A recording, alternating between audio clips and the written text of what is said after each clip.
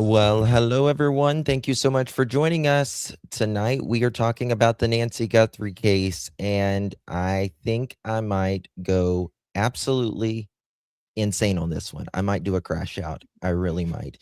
We are talking about the Nancy Guthrie case, and three men allegedly abruptly moved out of the neighborhood, we're learning, and also reports that nothing, absolutely nothing, is going on in the Nancy Guthrie case. They have no leads. Which one is it? We are hearing so much.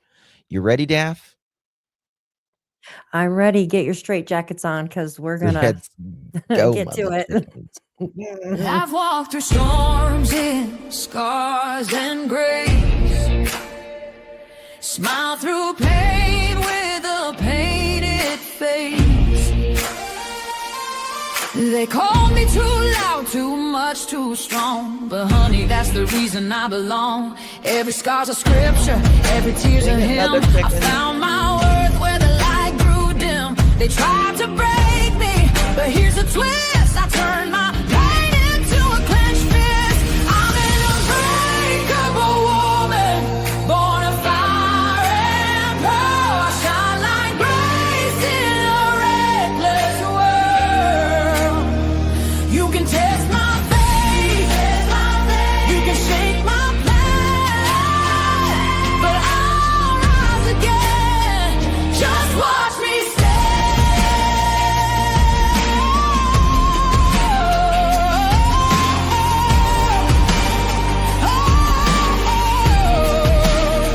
I've been whispered about and written off, judged by the gloss, not the cost. But God don't build weak hearts from gold. He made me fierce and he made me bold. I bend, I pray, I roar, I rise with mascara, tears and battle cries. Don't need your crown, I forge my own. From ashes, honey, I build my throne. I'm an unbreakable soul, dressed in truth and pearls. The fire don't scare me, it lights my world. You can doubt my voice, but you'll hear my name.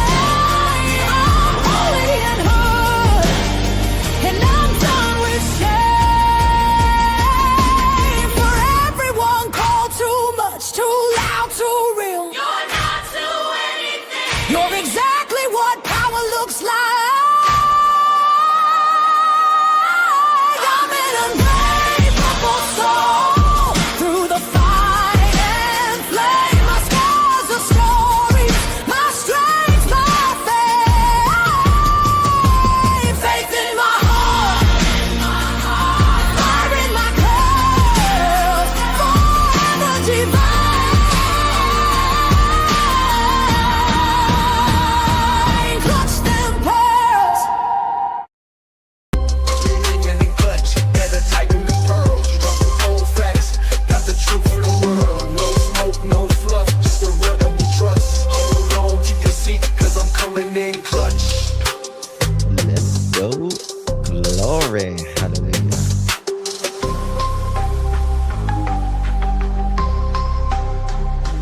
Coming in clutch.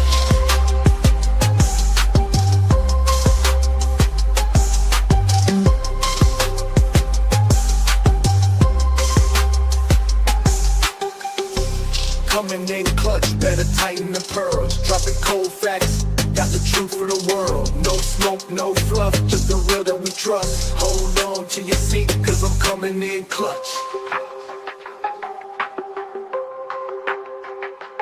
Coming in clutch.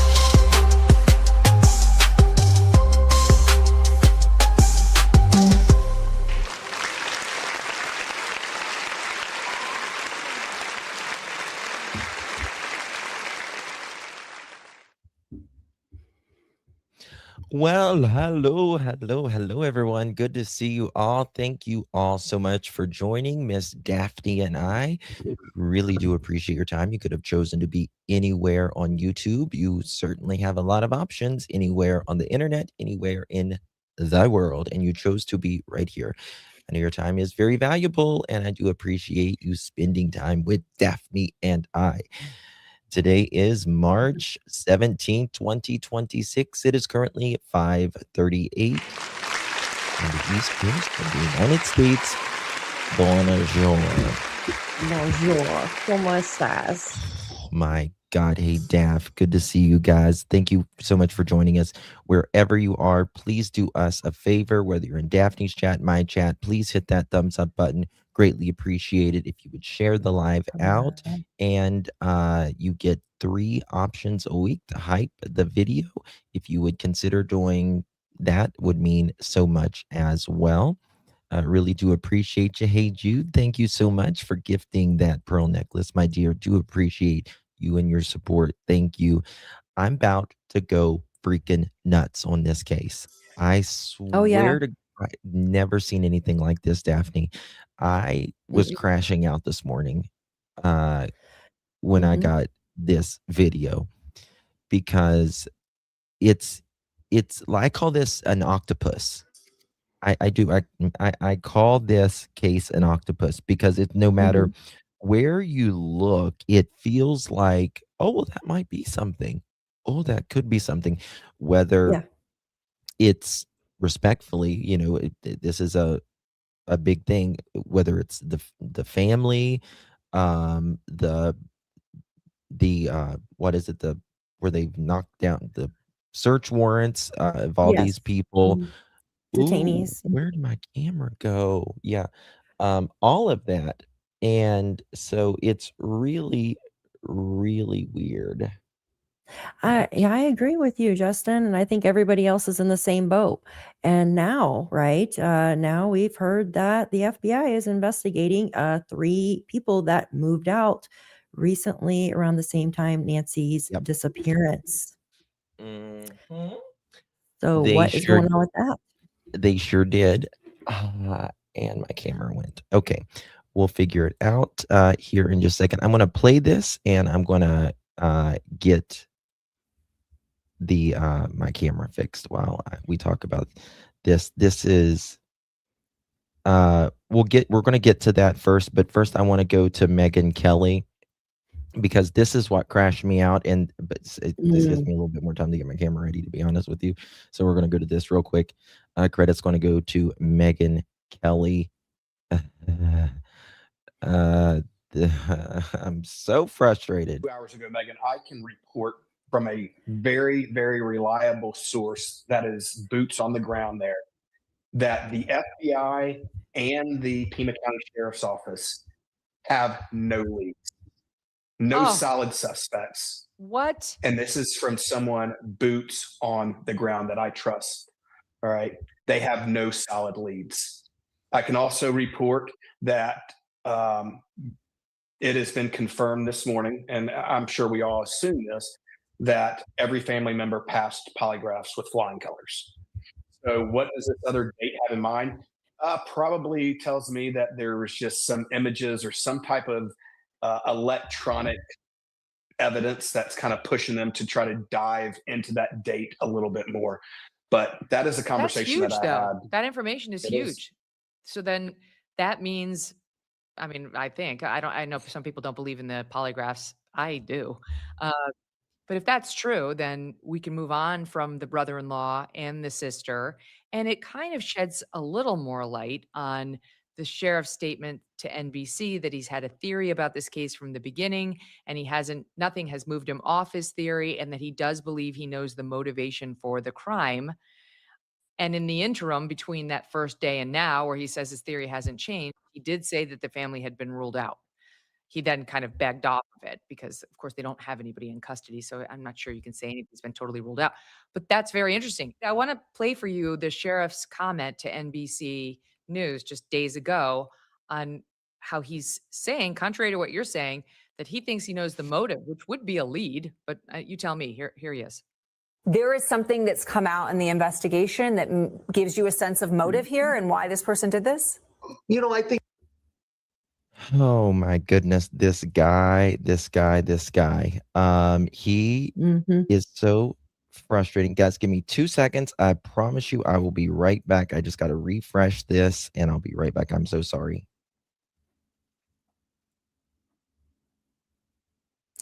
Okay. Yes. So someone mentioned in chat that they said the sheriff, right, looks just, they said the sheriff looked really sketchy. I agree with you. He hasn't been doing a good job at all. I think we're all on the same page. Yes, he is worse than Durwood. Absolutely. Yeah. Well, So, are you I mean, back? Okay. yeah. What do you guys think about this reporting that they have nothing? And that's what I have in the chat, the poll. Do you guys think that they have absolutely nothing? Because we are getting reporting complete opposites now. From the Not FBI. not even from the, well, I mean, yeah, from the FBI, but just complete opposites from everybody's reporting. Whether it is in the beginning that Tommaso Mhm. is, they were looking at Tommaso, or they have absolutely nothing, Mhm. or they're looking at the 3 guys. Now, they can be doing all at once. Yeah, that's absolutely true. They can be looking all at 3 once, but you either are kind of going in a direction after 40 some days. You would think they have something. And what, this sheriff right here, I call him Sheriff Doofy, he's going Mhm. to um say something right here. And it's like, to me, he's looking like, in my opinion, it's like he's going in a direction at least. I agree, and I hate to say this, but I don't believe anything that he says. Like, because he backtracks on stuff, and do you know what I mean? It's not even because, yes, he does need a spokesperson, but, like, you just He why are needs to you retire. gosh, it seems like he's deliberately doing this, and I hate to say He that, but it does. he needs to retire. He does, like, 10 years ago. Mhm. Well, didn't Absolutely. something happen to him, like, in 2016? Uh, yeah, there was, what was it?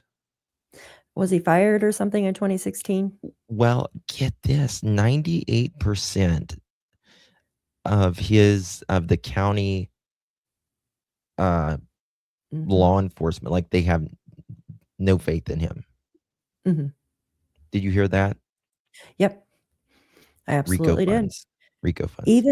Even the oh gosh, Right. I think it was the director or something.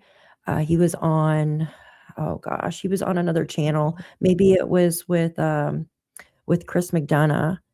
Was it with Chris McDonough and speaking Mhm. to him?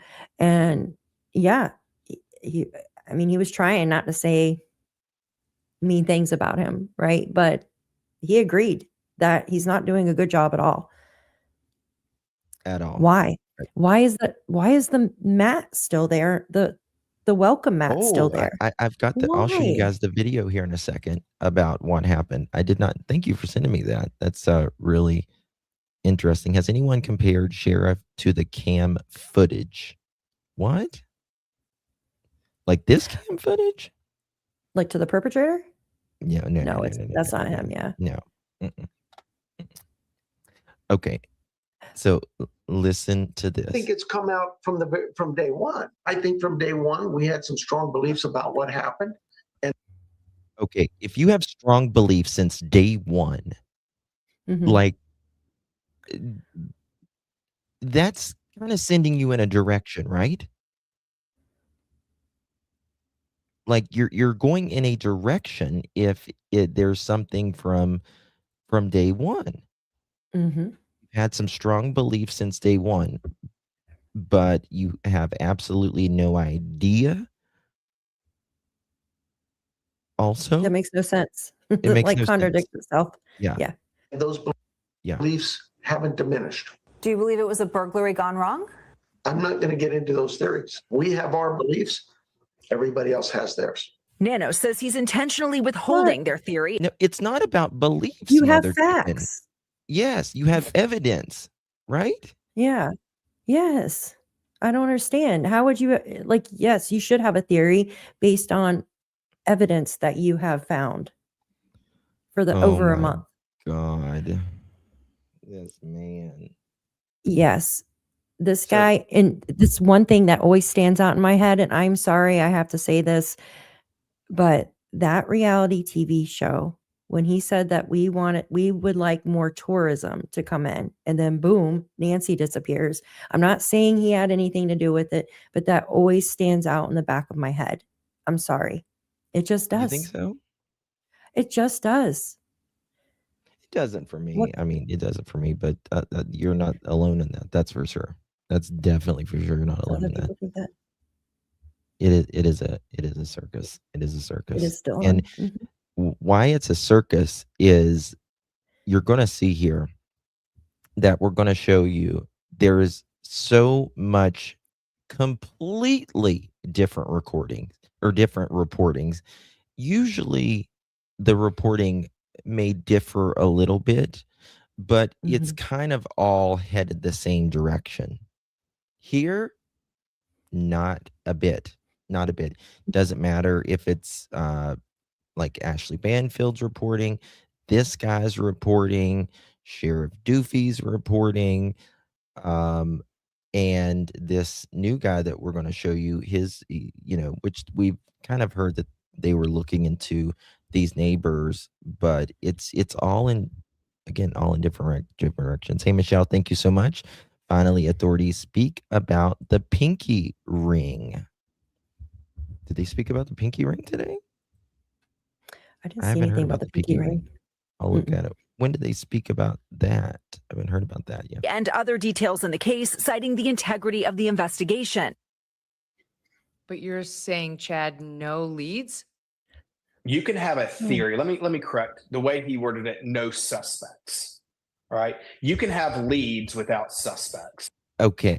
Now, this is the thing that kind of makes me a little bit confused with this. I apologize. The sun's blaring in. It'll be like that for the next few minutes. I don't have my light on. I just realized that.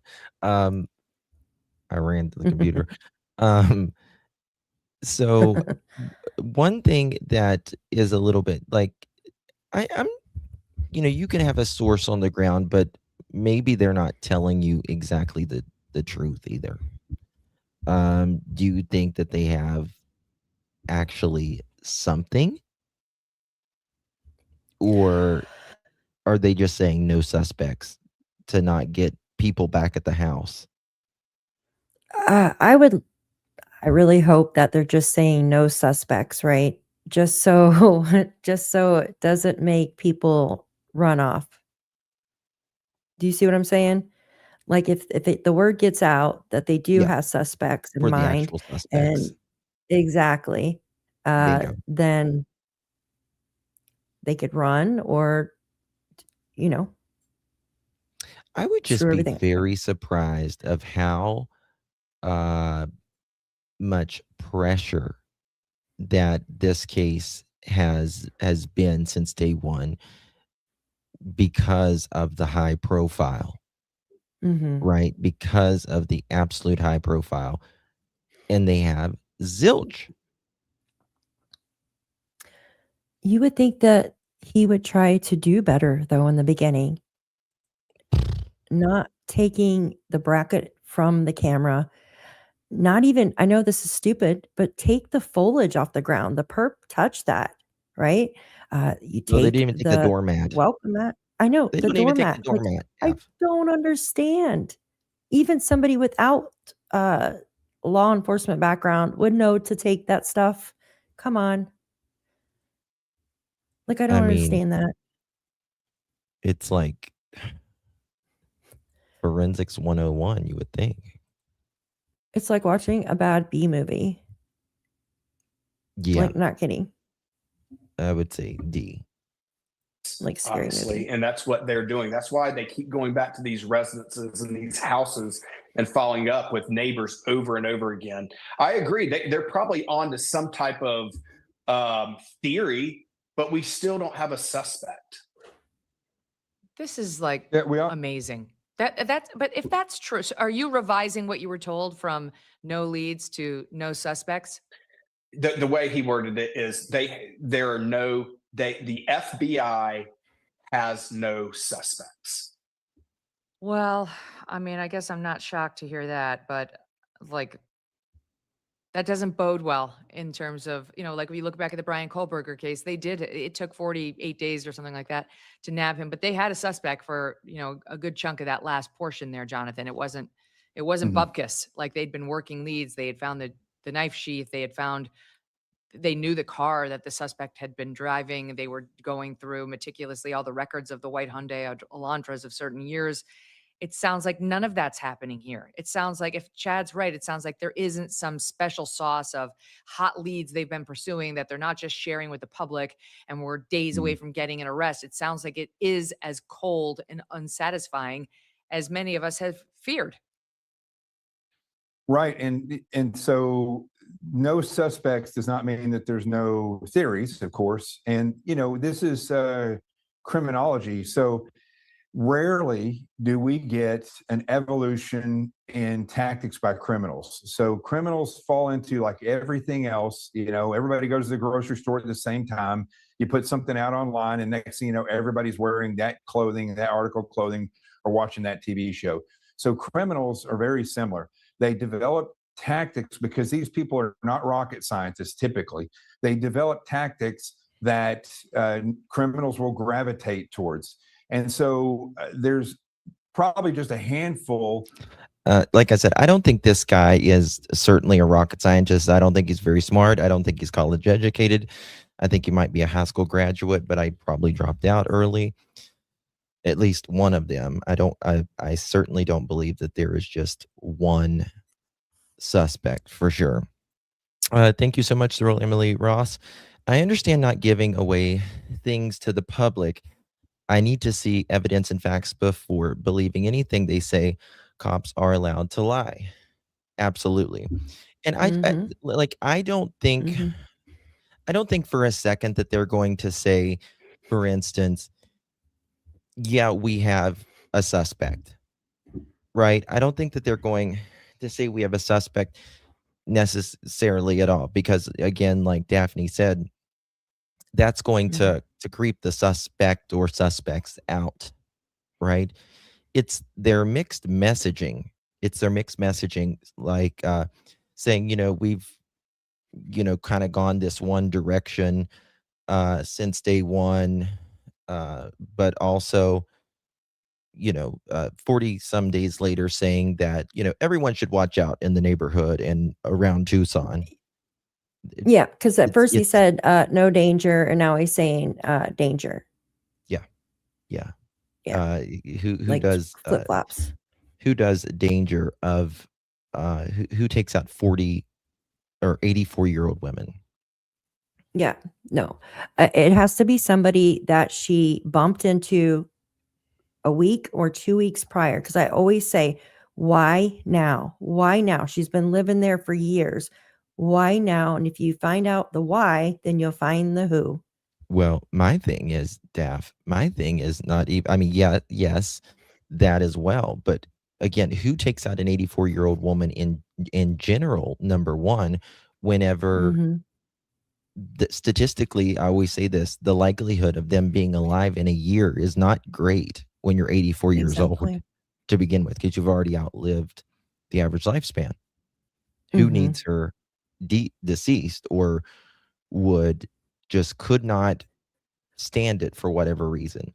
And now they're looking in January 11th and January 24th.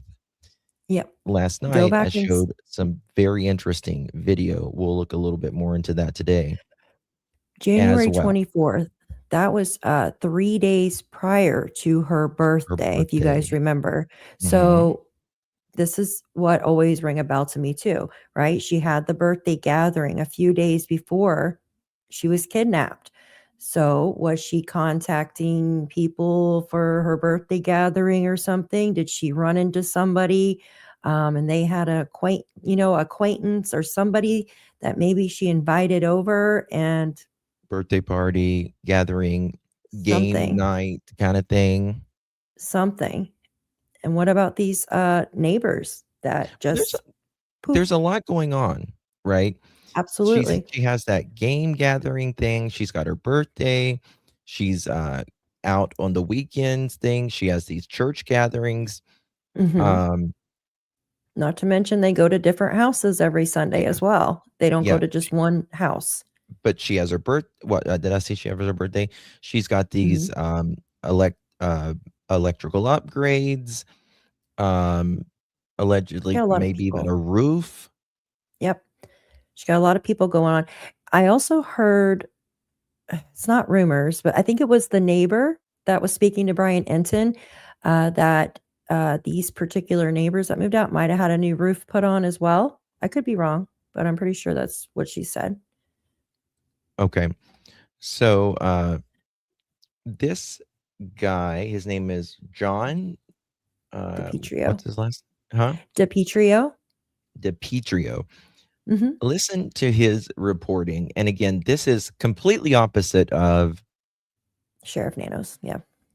Sheriff Nanos, but the guy was just listening to Megyn Kelly as well, in my opinion. Mhm. This Like just he's came saying out, by the way. they have Mhm. zilch. Now this John saying All right, day contraire. 45, Nancy Guthrie update, and this is an exclusive. Now, we remain here in front of the home. By me being here on the ground, get to talk to a lot of different neighbors. It's very interesting. There's a house right around here, and there were 3 men living there. I think one of them And could be. right after this happened, they vacated, immediately moved out. And apparently now is very suspicious. And one of the individuals who was living there continues to circle this area. So they're no longer living here. This I happened haven't with seen that, Nancy. Michelle. Boom, they were gone. But one of them keeps coming back. For what I've learned, the FBI is now investigating who are these 3 men and why did they move out immediately, right at the same time that Nancy Guthrie went missing. So we've heard speculation about this, where they were living. It is still vacant. But a neighbor told me that, boom, it's like in the middle of the night, right after this happened, they vacated town. The FBI is looking into it. That is the latest. Again, it is day 45. Search goes on for Nancy Guthrie, and the FBI is still very heavily investigating this area. Okay, it's a short message. I want to play that again. So it's a little low. You might have to turn up your volume. All right, day 45, Nancy Guthrie update, and this is an exclusive. Now, we remain here in front of the home. By me being here on the ground, get to talk to a lot of different neighbors. It's very interesting. There's a house right around here, and there were 3 men living there.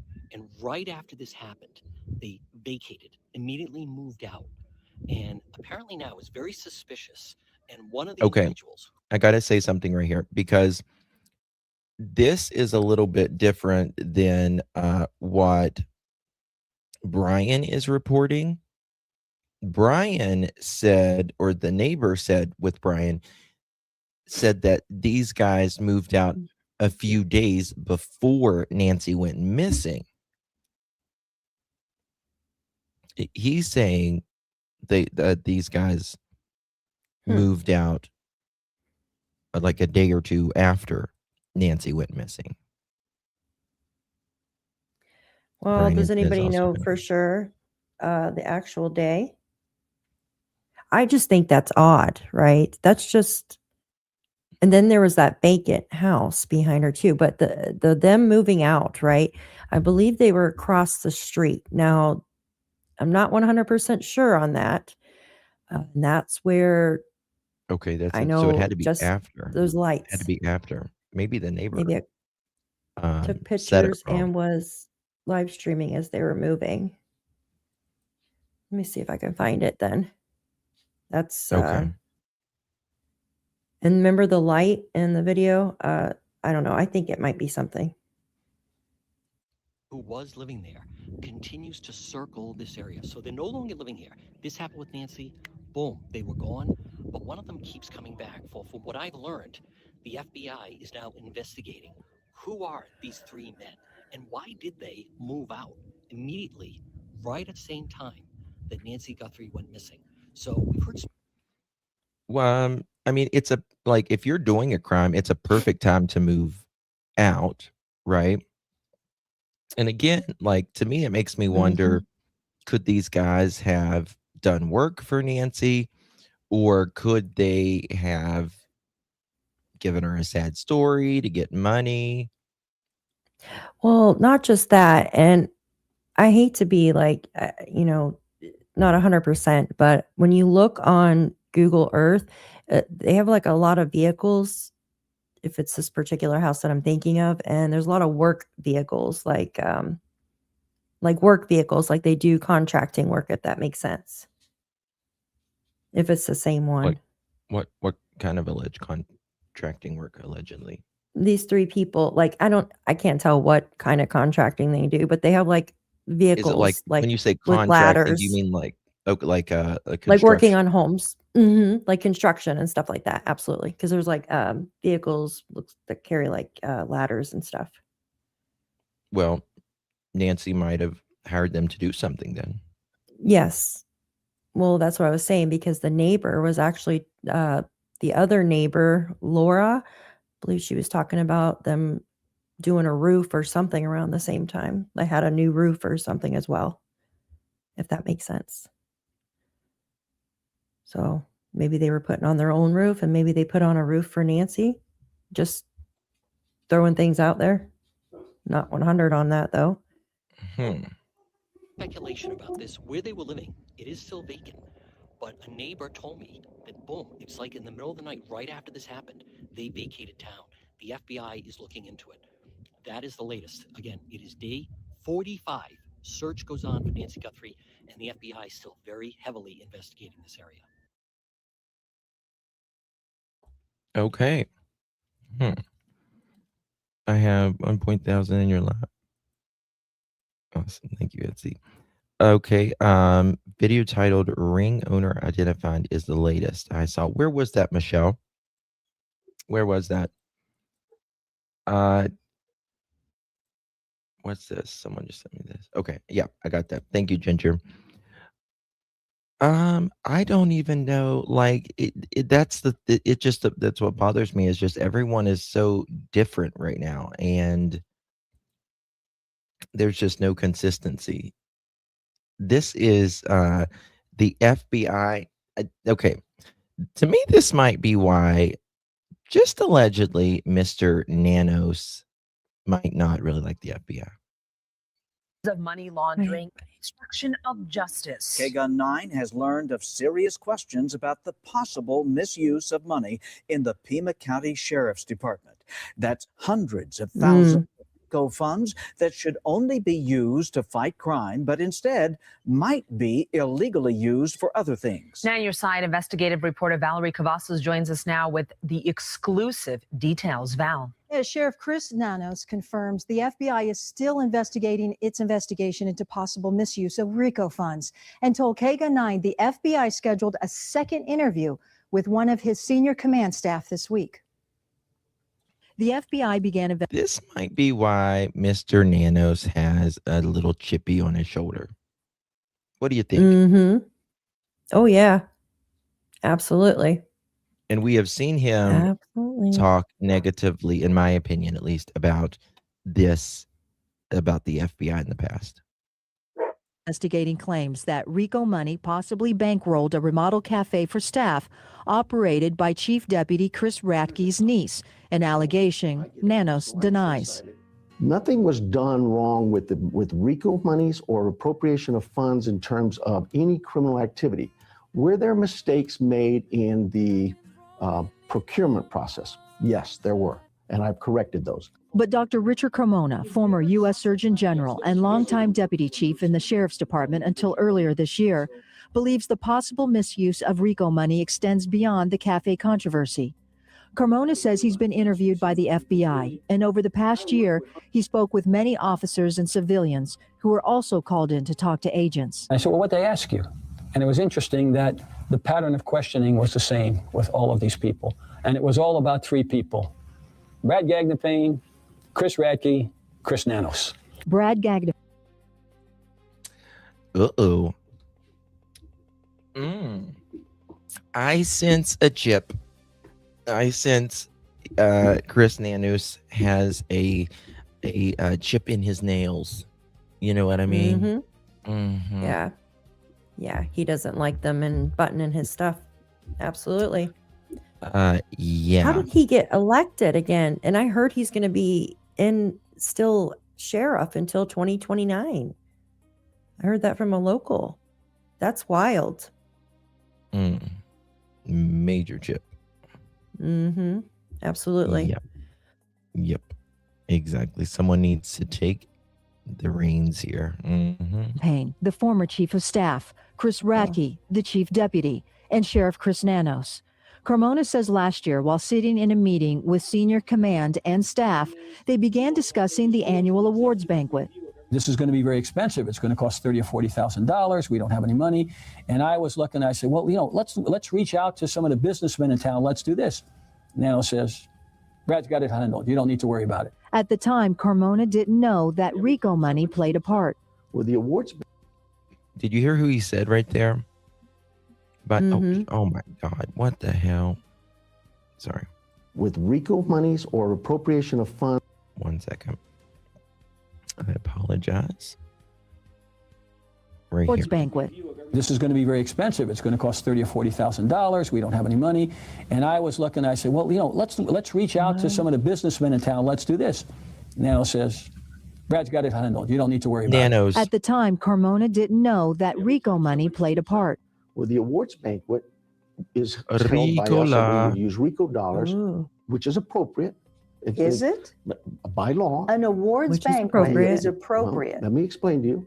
By law, Barbara, there isn't 1 penny of RICO dollars we've ever spent or will spend without going through the process of the county attorney's review and saying whether or not it's lawful. He's shaking. Do you see his hand? What year was this? Yeah, he is.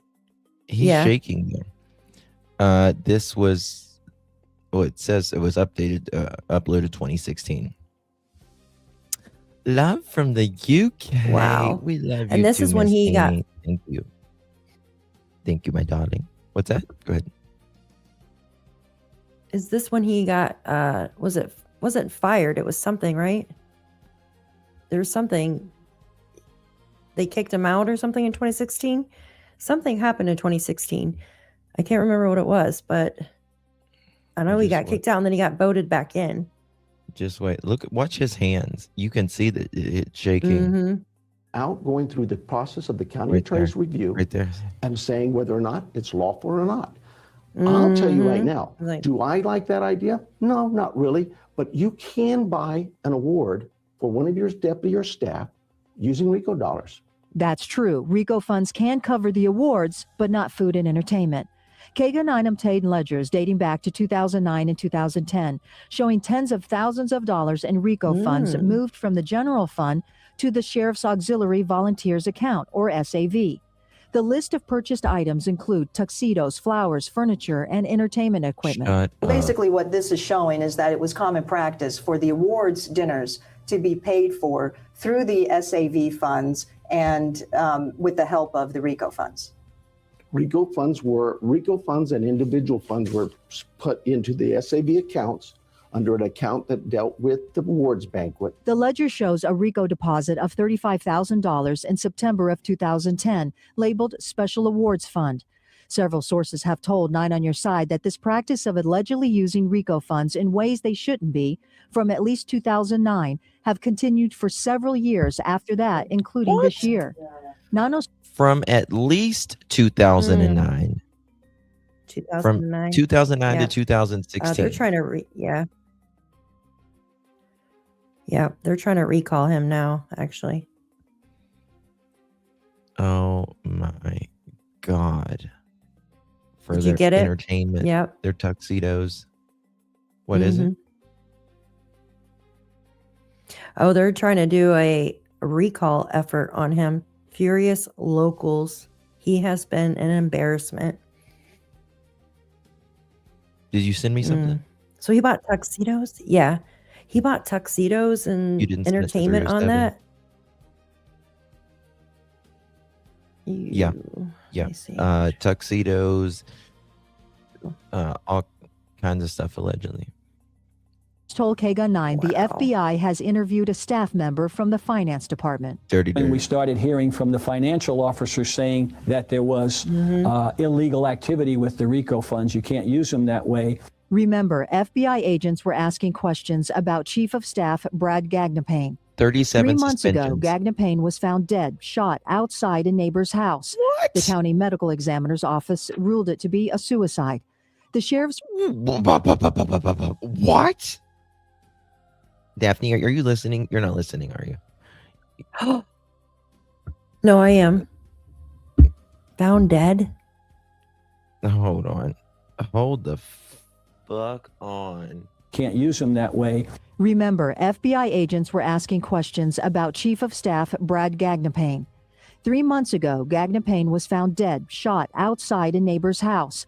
The county medical examiner's office ruled it to be a suicide. What? I'm sorry. Who themselves outside their neighbor's house? Who does that and rules it nobody. Self-inflicted? Oh my God. Wow. No wonder, in my opinion, Nanos is like, no, nothing wrong here, man. Nothing wrong. Oh my gosh. Holy mother There's some of dirty shit Lord. going on here. Yes, dirty. Dirty, dirty, dirty. How did he get... I don't understand how he got elected. Me either. There's... Oh, wow. Jason, thank you so much, Yeah. my friend. Welcome to the Pearl family. Really do appreciate you. Thank you so much for your support. It makes me wonder, Lucky O, to be honest with you. That's what I was kind of thinking myself, but I didn't say it. Well, I mean, they was investigating this, but to me, this just tells me, oh no, we'll take care of it from here, from the beginning, and just completely bundled it up. Now there's supposed to be a good relationship in the Nancy Guthrie case with them working, but it wasn't like that in the beginning. I don't think it's still a good relationship, to tell you the truth. I think they're just saying that to save face. Well, I in the beginning it was not good, but I do hear that it's good now. But we'll just kind of have to see. I cannot believe this guy's found dead out in his front of his neighbor's yard. Yeah, that's... Who does that? Like, why? I just need to listen to this little section again right here. I'm sorry. Funds, you can't use them that way. Remember, FBI agents were asking questions about Chief of Staff Brad Gagnapane.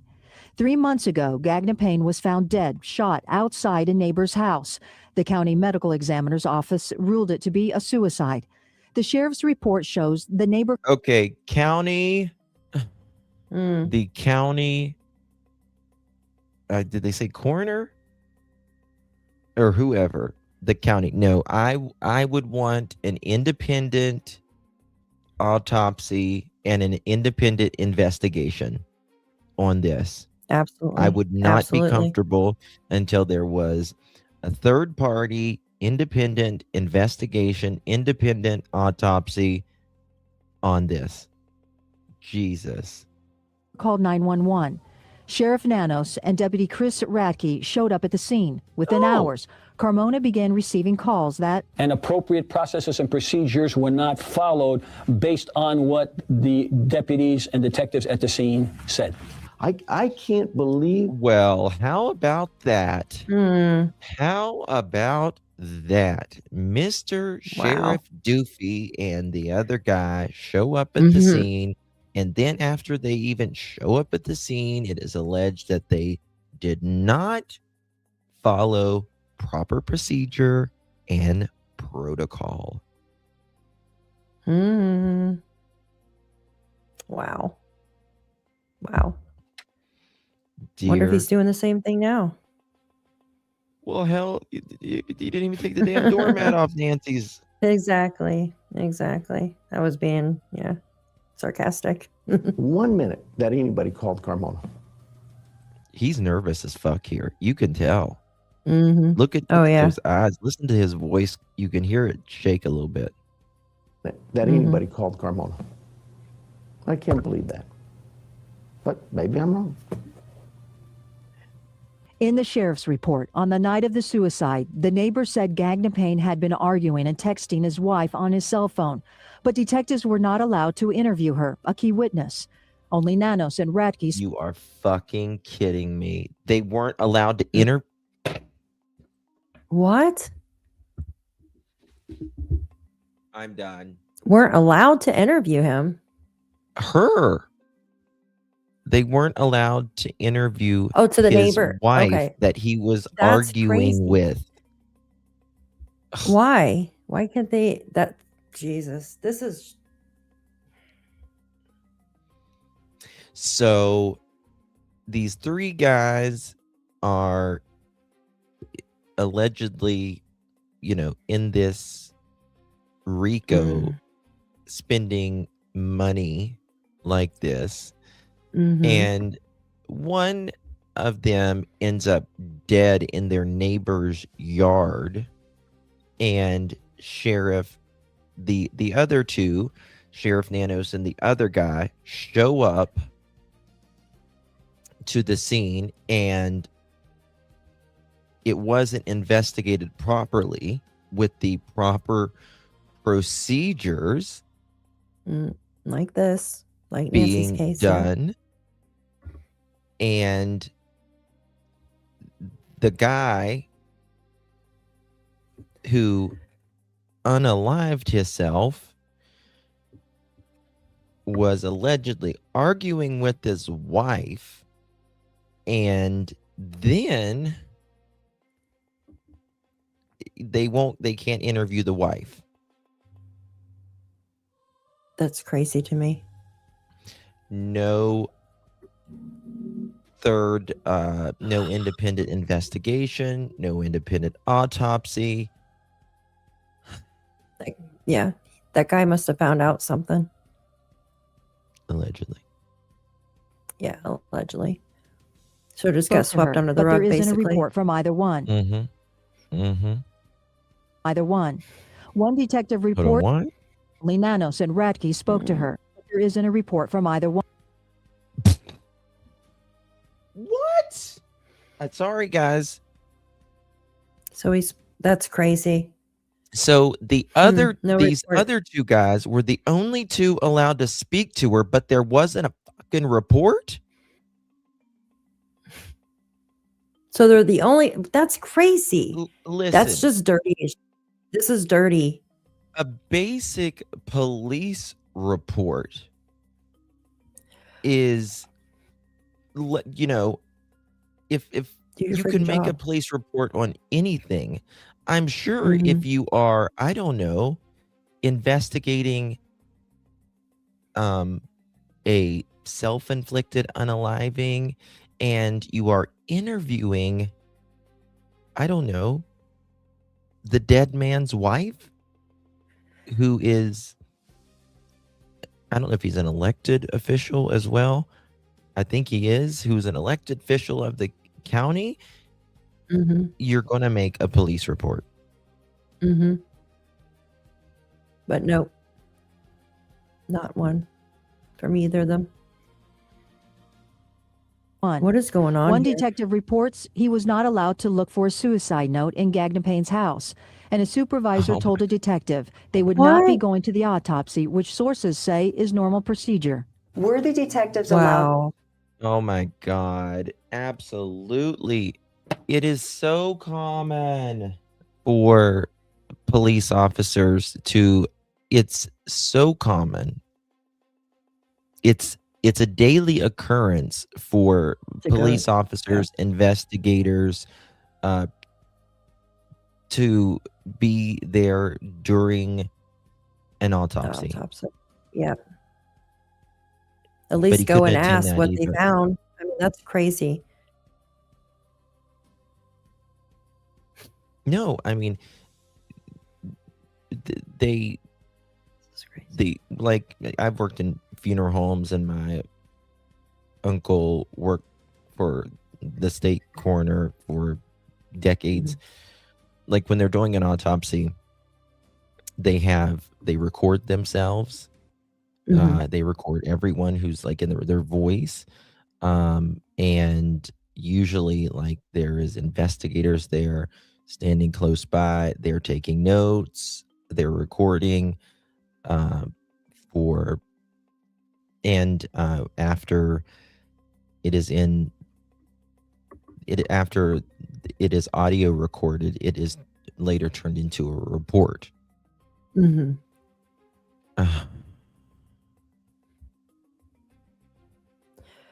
I have no faith to go to the and this is my God. I mean, this makes me anything sick to my that could have went wrong did here. She got dealt a really bad hand with this guy. I would think I wouldn't want him investigating anything of mine. The autopsy. Like, Imagine if I lived he in the did county, it this. Imagine a regular person, and this is a high-profile case. So imagine on regular cases how badly botched it is. Oh my God. I would never move there. My. I don't know why they wouldn't be. I don't know. Let me ask this. What was the question? Procedure. I'm caught. Were the detectives allowed to go to the autopsy? I don't know why they wouldn't be. I don't know. Let me ask this. He's not a good liar. I don't know why they would go. It's a suicide. And the public, I think. He's trying to, yeah. What do you mean? What do you fucking mean? I can't say the word on here. He's already said it once. But that is what your department determined. It is not 100% determined until the coroner decides that. You are going ahead and saying, hey, this is what it is. No, the police are there they don't decide that. with the coroner. The coroner is the final say. They are the doctor, so to speak. Exactly. My head feels like it's coming off. Yeah, same. This is sickening. Rightfully needed to know that because his suicide was coincident with him finding out that he was part of the FBI investigation. The shame is this is a guy who spent 30 plus years of his life serving this community. So the question And is they're then going to why? trash him. And they're going to trash him. His lips are shaking. No, you trashed them because you didn't do your Shame on freaking them. job. Oh my God. Shame on them, shame on you. Shame on you for not following procedures. You know what? The guy that worked 30 years in the county there didn't even get a proper procedure and protocols for his own self-inflicted unaliving. He got swept under the rug. Well, he's That's absolutely ridiculous. diverting. He's absolutely diverting. Oh yeah. Wow. Oh, he's This is gaslighting sad. like a mofo. Oh, you can tell. Yeah. What a jerk. I can't believe this is going on. Then why? Shame on them. Then why did he commit Because it's- suicide? Well, I don't know his demons. Was he questioned by the FBI? Was he a Don't know that. primary person You'll have to in the ask- FBI investigation? No. I don't believe that at all. I don't know it, but I don't believe it at all. The possible obstruction of justice issue deals with whether normal law enforcement procedures were followed before the medical examiner made his determination of suicide involving the death of former Hold on. or made his determination of suicide Wait, one involving the death of former Chief of Staff Brad Gagnon. Now, I asked Sheriff Nanos if I could interview Deputy Chief Chris Radke, and he told me no. Now, according to Nanos, the How convenient. What? How What? convenient. He told her no. Yeah. Talk about transparency in that department. My goodness. Great transparency if there ever was, right? Mm. FBI investigation is nearing its end, and we might know more in the coming days. Back to you. I think someone needs to open a can of worms here, to tell you the truth. This is ridiculous. How many other allegedly were swept under the rug like this? Okay. Now, look at this. The Pima County Sheriff's Department has raised the question: who holds the sheriff himself accountable regarding claims made against him by department employees? That question has surfaced after the deputies union president accused Sheriff Chris Nanos of workplace bullying. Sergeant Kevin Kubitsky filed a complaint with... Oh. Yeah. Yeah. You know how the news anchor said, "Hi, can I get an interview?" No. with the county in March, launching an investigation. Kubitsky not only complained about threats, but also harassment and a hostile work environment. Obtained the final report, which has now become the center of controversy. Not on Your Side's investigative reporter Valerie Cavazos has more. Sergeant Kevin Kubitsky, the union president, has a lengthy list of workplace complaints covering 2 years against Sheriff Chris Nanos, I'm going to FOIA these. charging him with managing by threats and intimidation. All the little things that have been done and have happened since that time frame, they've added up, and it's quite severe. Take a look at the final report by a county human resources investigator. Kubitsky reported Nanos told a large... I want to go back to that and see what it says right there. What does that say? Human Resources conducted an investigation into the allegations of workplace violence involving Kevin Kubitsky, alleged victim, and Christopher Nanos, allegedly perpetrator, employees of the Sheriff's Department. The investigation is concluded and the evidentiary findings are contained within the attached report. I concur with the findings of the allegations of workplace violence is unsubstantiated. I also concur that the finding that there is sufficient evidence to be substantiated that Sergeant Kubitsky was a victim of workplace bullying as defined by the board supervisors policy D23.1, preventing, identifying, and addressing workplace bullying. Sergeant Kevin Kubitsky, the union president, has a lengthy list of workplace complaints covering 2 years against Sheriff Chris Nanos, charging him with managing by threats and intimidation. All the little things that have been done and have happened since that time frame, they've added up, and it's quite severe. Look at the final report by a county human resources investigator. Kubitsky reported Nanos told a large crowd of union members a year ago that he yells at Kevin all the time. And when the two spoke after the meeting, Kubitsky reported Nanos assaulted him. He jabbed him over and over in his...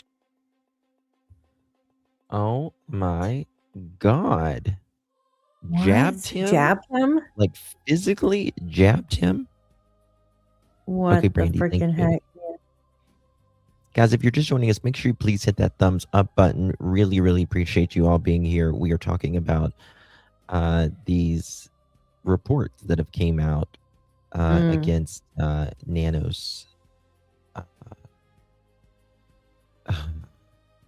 And Laundry list of infractions. And we didn't even know that there's been people who died in the investigation. Not saying he is linked to it in any way, shape, and or form at all, but just following listening to these news reports.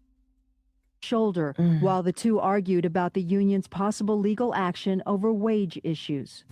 He told me that if I pushed forward with the membership and the attorney and filed a lawsuit against the county, that I would be done.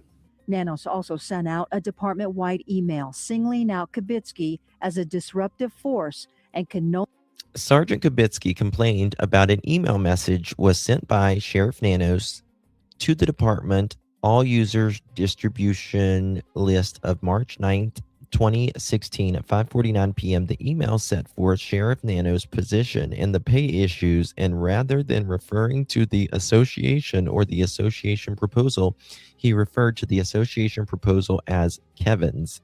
He repeatedly referred to Sergeant Kubitsky as Kevin and included this statement, quote, Kevin was excluded because he has become a disruptive force and positioned himself in a way that he can no longer work at the office on any labor issue, end quote. He added that redacted has submitted a different pay proposed that he found more acceptable. Is that So the it sounds like retired law enforcement officer that Brian spoke to? no, Who is it's that one? this in Sergeant. the interview. Oh, okay. No longer work with this office on any labor issue. When the county HR investigator interviewed Nanos, the sheriff said he didn't assault Kubitsky and had apologized to him, but Nanos also admitted that it's inappropriate for anybody to put their hands on anybody. And when the investigator asked Nanos about the disruptive force comment and that county email is a public record, Nanos replied, I don't care. You get what you get with me. The investigator asked, Jesus. I don't care. You get what you get, and you don't throw a fit. Nanos if he Wow. considered county policies when he sent email messages on a county system. Nanos replied, I don't consider them at all. I don't even know what those are. The investigator concluded Nanos did not assault Kubitsky, but he did bully him. And then he recommended Nanos ensure compliance with all county policies. 2 superiors reviewed the report and signed it in mid-July, but 3 more signatures were needed, and the report sat for 3 months. Kubitsky sued, claiming the county withheld the documents, and a day before it was released, the deputy county administrator, Tom Burke, wrote he did not concur. And in a memo, he said the investigation. Well, it's hard to get other employees who don't want to be, they're afraid of retaliation to sign those, right? It's a really hard thing to get, and not, afraid that they're going to lose their job or their pay increase as well, right? You provided me with the reports of the investigation, but without your own concurrence, I have read through the materials in the file of the investigation, and I disagree with the conclusion of Human Resources Investigation Mike Tully. After reading the materials and listening to the taped interviews, I concluded that the investigation was not conducted in a neutral fashion, but believe the human resource investigator was biased in his line of questioning. Many of the questions were leading questions by which the human resources investigator suggested answers to the witnesses. The report quotes some statements out of context, causing them to be misleading.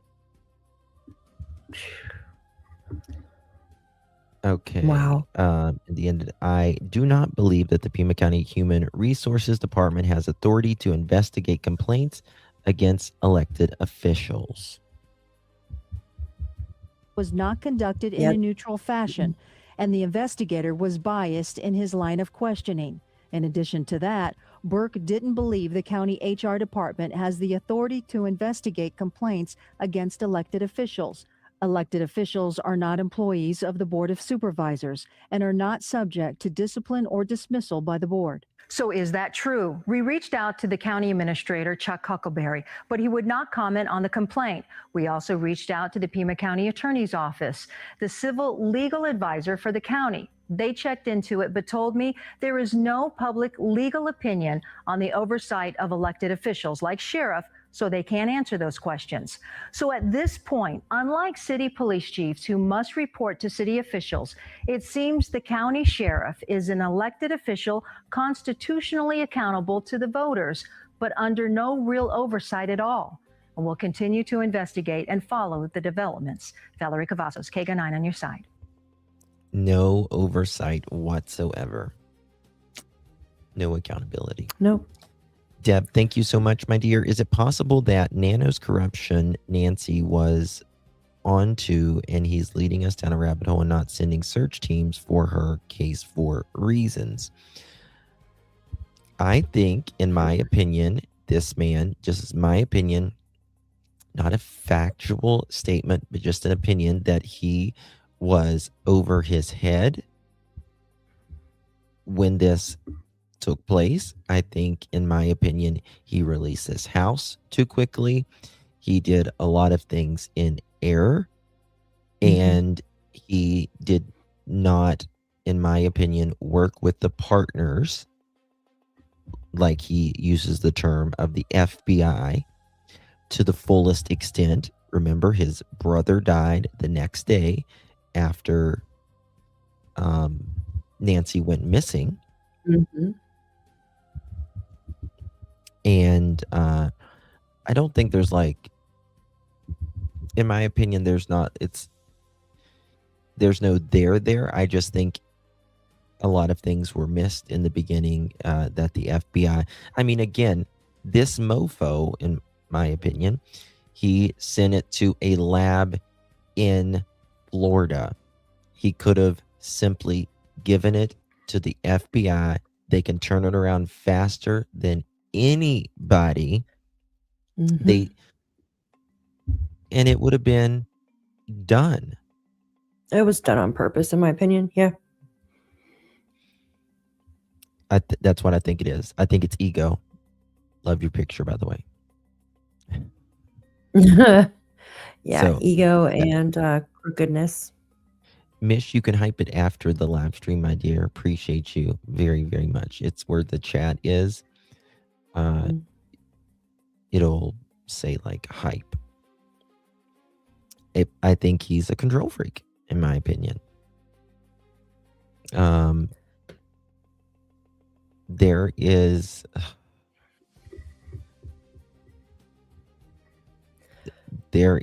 a lot more. There's a lot more here that They're trying to recall him right now. Did you get the post I sent to you? What do you mean recall? Like, get him out. Oh, I mean, it wouldn't surprise me.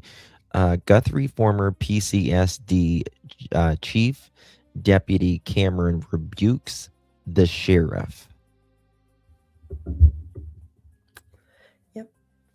Talks. I'm Brian Webb and Trenton Hooker, and we're joined by a special guest, former Pima County Sheriff Richard Carmona. Look also at has an this. impressive resume as Oh, U.S. damn. Surgeon General and a SWAT team member before that. He's done it all. Teaching at U of A, if I'm not mistaken. Yes. Mr. Carmona, we appreciate your time today. Thanks. Happy to be with you guys. Thank you. Well, sir, you wrote an op-ed in the Arizona Daily Star about we're in week 3 of this investigation and the search for Nancy Guthrie, but you made some key points I thought were important to flesh out about the handling of this investigation and, more importantly, the messaging that's been put out there with where we're at. But can you tell me, on day 18, what is your take right now on if we're going to find Nancy Guthrie alive or we're going to find who took her? We're at day First, 44. thanks for the opportunity to be with you. And please, before my remarks, if I just might comment that first and foremost, for all of my colleagues in law enforcement, this is about finding Savannah's mom. Savannah is like one of our children. She comes from the family. She was a reporter here for many years before going to New York. And I just want to make sure that the public understands that this is a mom that's missing and is of the utmost importance, which is why many of my colleagues in law enforcement here had some concerns with the way the sheriff was managing this, and especially his communication, Boom. or very poor communication to the public. Making Absolutely. statements that were, well, quite frankly, just awful and incorrect, and taking actions that were incorrect as well.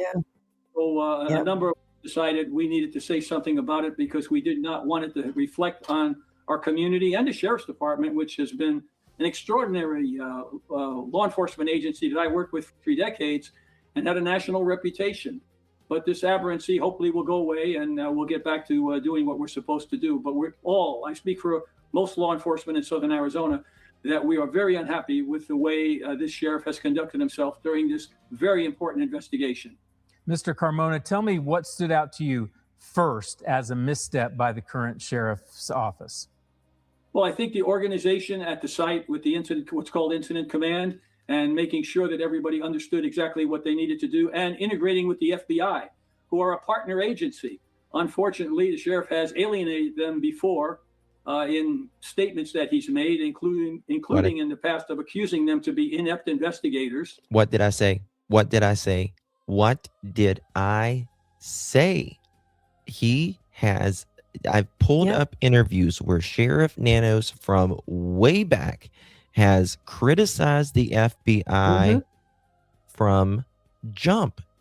And now, in my opinion, we know why. Because, in my opinion, it's retaliatory because of the investigation into misappropriation of funds.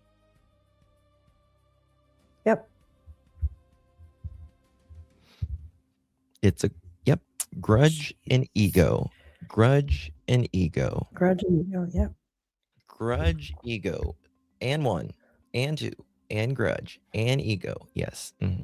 That's exactly, in my opinion. Yeah. I can imagine what he's doing with other cases. This is messy. This is really messy.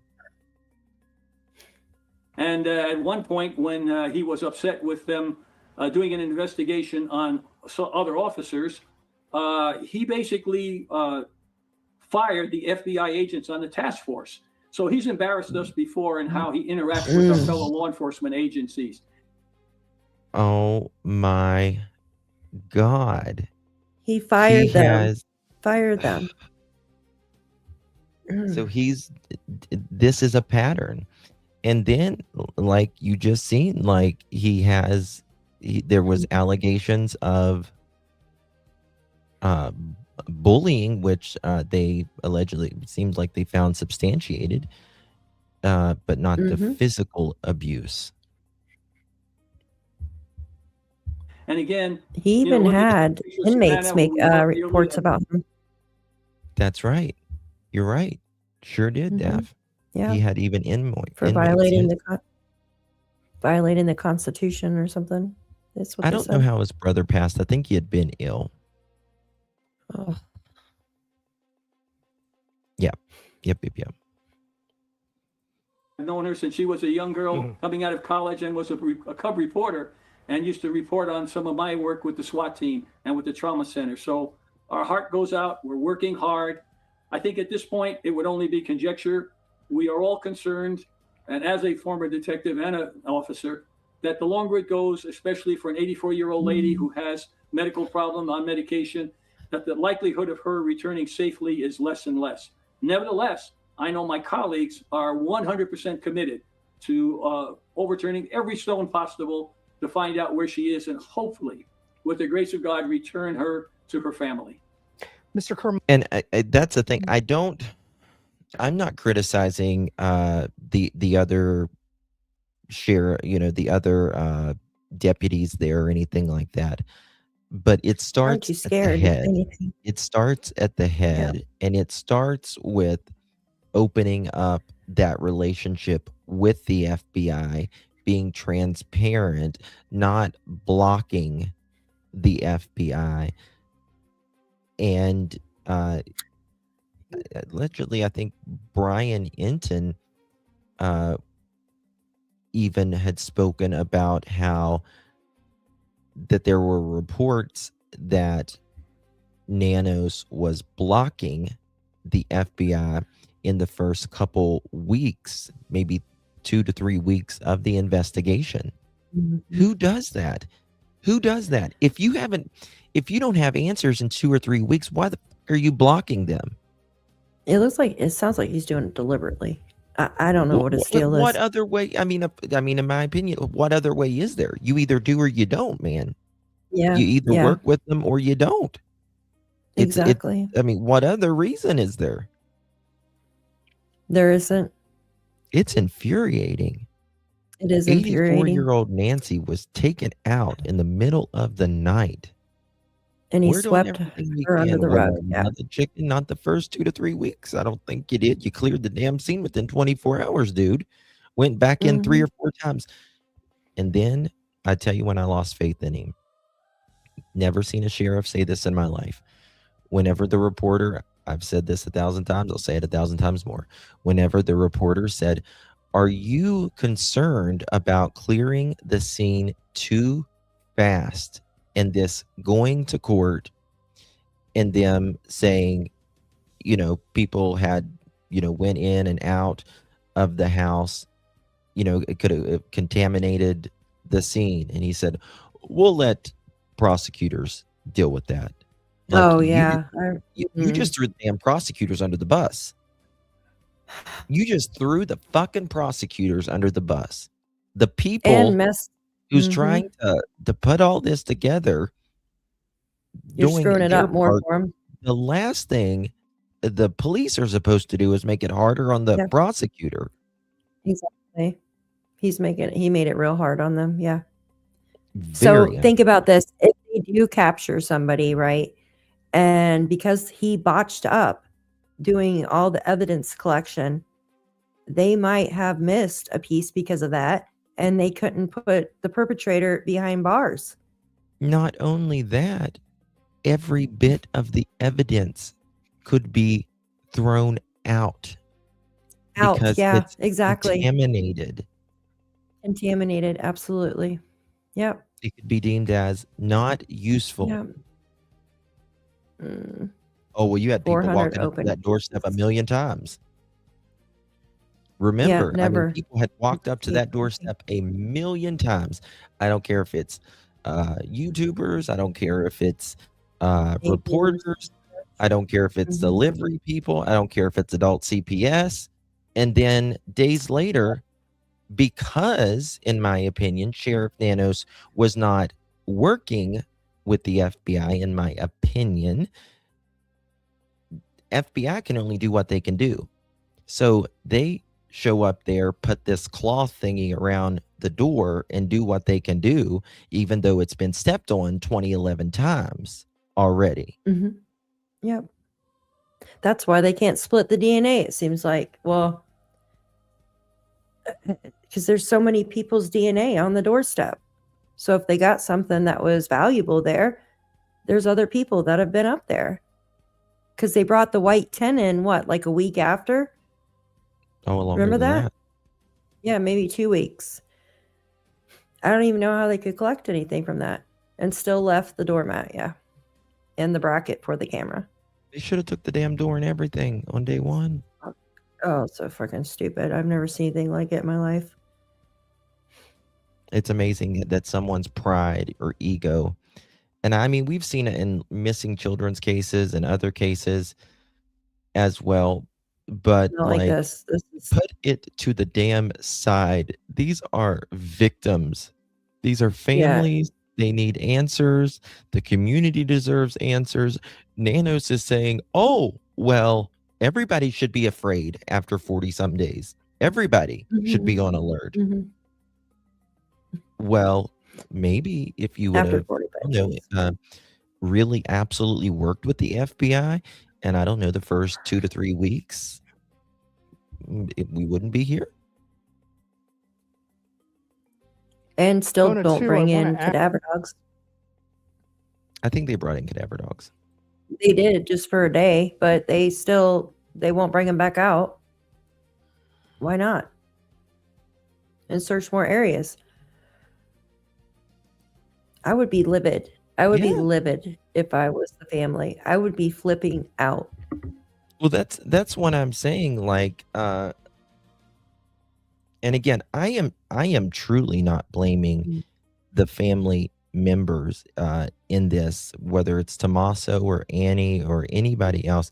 I am truly, because I, honest to God, have no idea who did this, right? But the reports is that Savannah is livid because people are looking or suspecting that family members could be involved. But again, Sheriff Nanos has been very unclear in different statements that he says. One day he'll say, nobody's cleared, not even the family. The next day he'll say that the family is cleared. You should be ashamed of yourself. And then Well, the he next day did. he'll say the family is cleared for now. Then they're going in the house. He cleared them Forensics, after. they kept their vehicle longer than anybody else that we publicly know. And that And was the FBI that kept it, right? The FBI kept the vehicle. allegedly. So there's just, and like it's so like you want to be like Savannah and them, like, aren't you frustrated with the sheriff too? Well, wasn't there allegedly, didn't Savannah reach out to the sheriff and was upset, right? And then the following day he cleared the family? That's well, that's reported. Didn't we hear That's that? reported. That's, we don't know that as a fact, but in my opinion, I believe that it was pressure from Mm. the family that potentially that they were upset that family members were being blamed. And then that's when Nanos came out, because the day before he said nobody is clear, not even the family. Yeah, the day before. Yeah.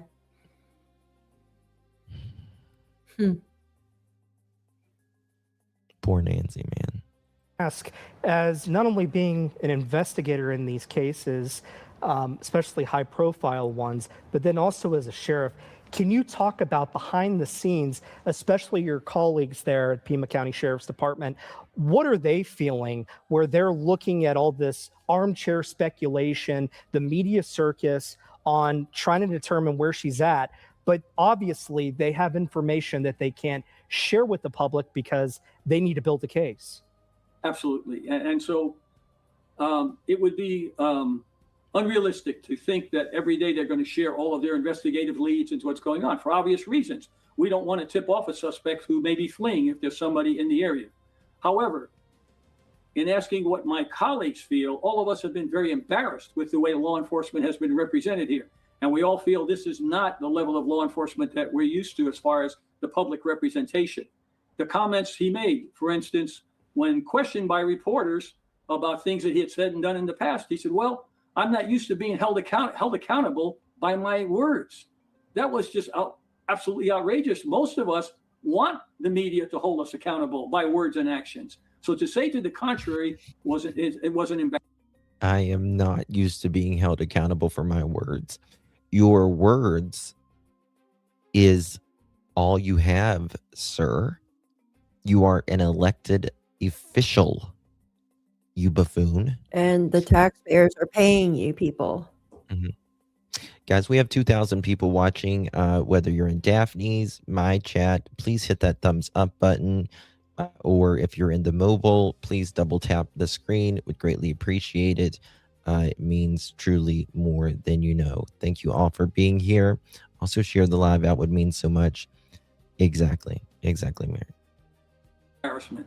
So we have two things going on here. A community that's joined very strongly to do everything we can to find Savannah's mom.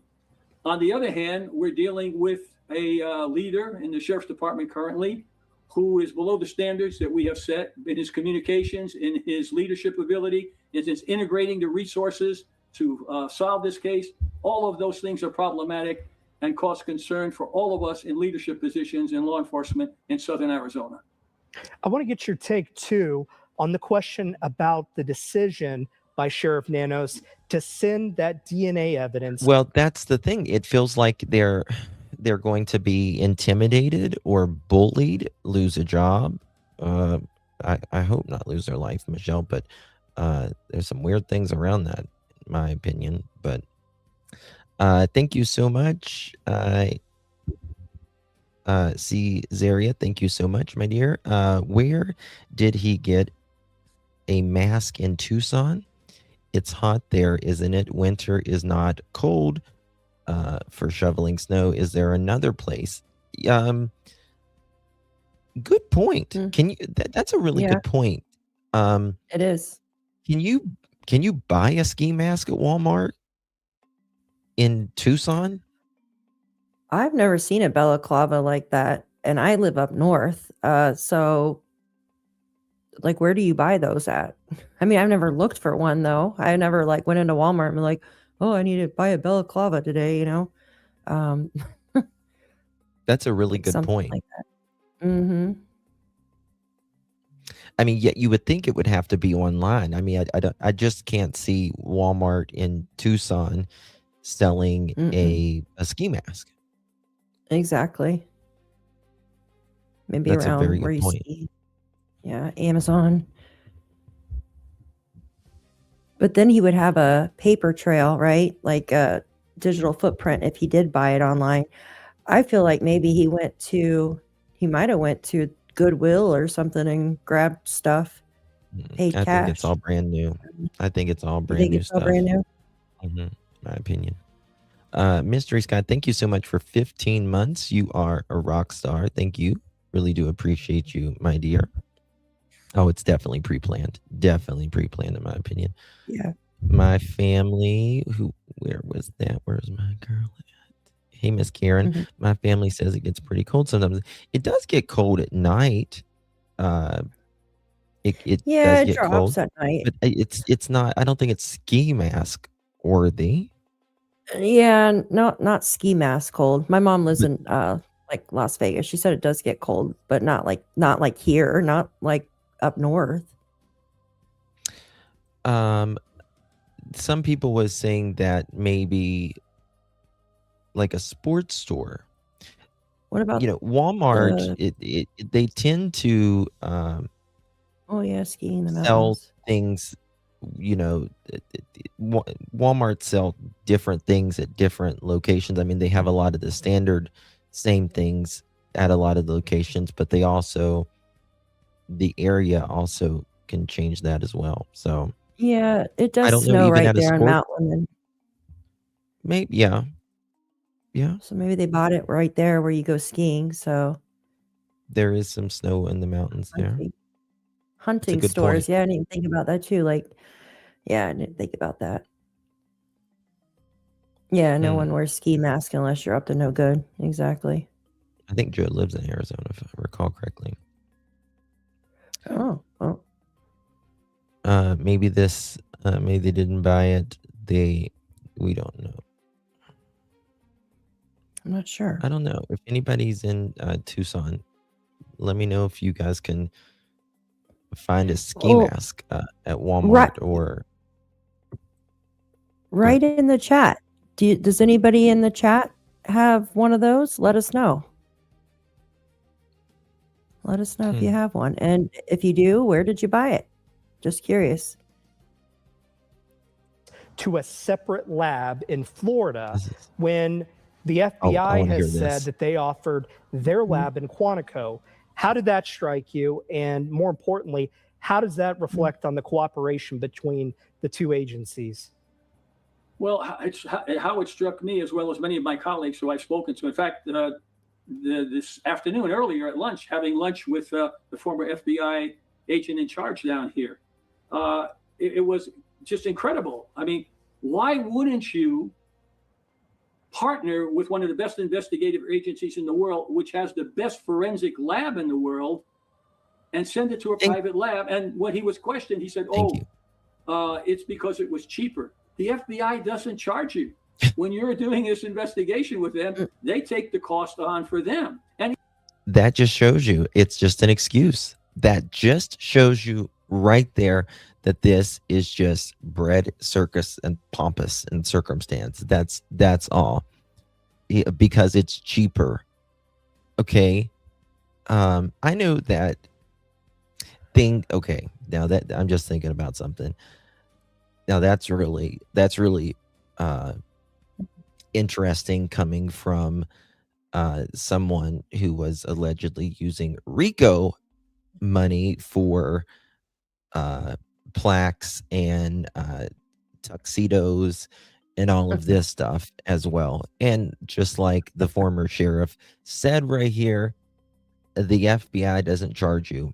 They are literally the best agency in the world with the most technology out of anyone in the world. They can turn it faster over than anybody.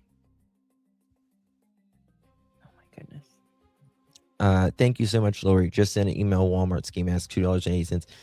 Yes, but is that at in-store? I mean, I know you can get it online, Walmart. I get that.com. But is that in-store Tucson ski mask? In-store location. even if it was a cost, for sure, Thank you, my dear. you want to work with the FBI and the forensics lab because they're the best in the world. Now, this is nothing against the private lab. I don't even know who they are. But if you have a joint investigation with FBI agents here, I believe about 70 agents pulled from around the country and locally to assist in this investigation, an incident command system, and we're offered the best crime lab in the country. Why wouldn't you say yes and thank you? So it was perplexing to all of us who have been in law enforcement down here. Richard, do you think these missteps, whether it's messaging or actions, have put Nancy Guthrie's life in even further danger than it already is? I don't think so, and here's why. And all of the officers I've spoken to, the detectives, the FBI agents down here, they are 100% committed. And really what's happening now, the comments that the sheriff is making really are just a distraction that they're deflecting and staying focused on the mission. The mission is to put all resources possible. And I speak for my colleagues in the Pima County Sheriff's Department as well. All those detectives that are working tirelessly, the deputies that are out there doing traffic control, everyone is focused on this mission. We are just disappointed at the level or lack of leadership at the senior position and some of the remarks that are quite embarrassing that have been made. And the other one is, prematurely releasing the crime scene. You cannot release a crime scene and then say, oops, I'll reconstitute it. Once it's violated, the evidence is no longer being able to be submitted because it will be rejected by a judge because it's tainted. You don't know if anybody contaminated the crime scene. There you go. And by his own words, he just like said we he made that decision.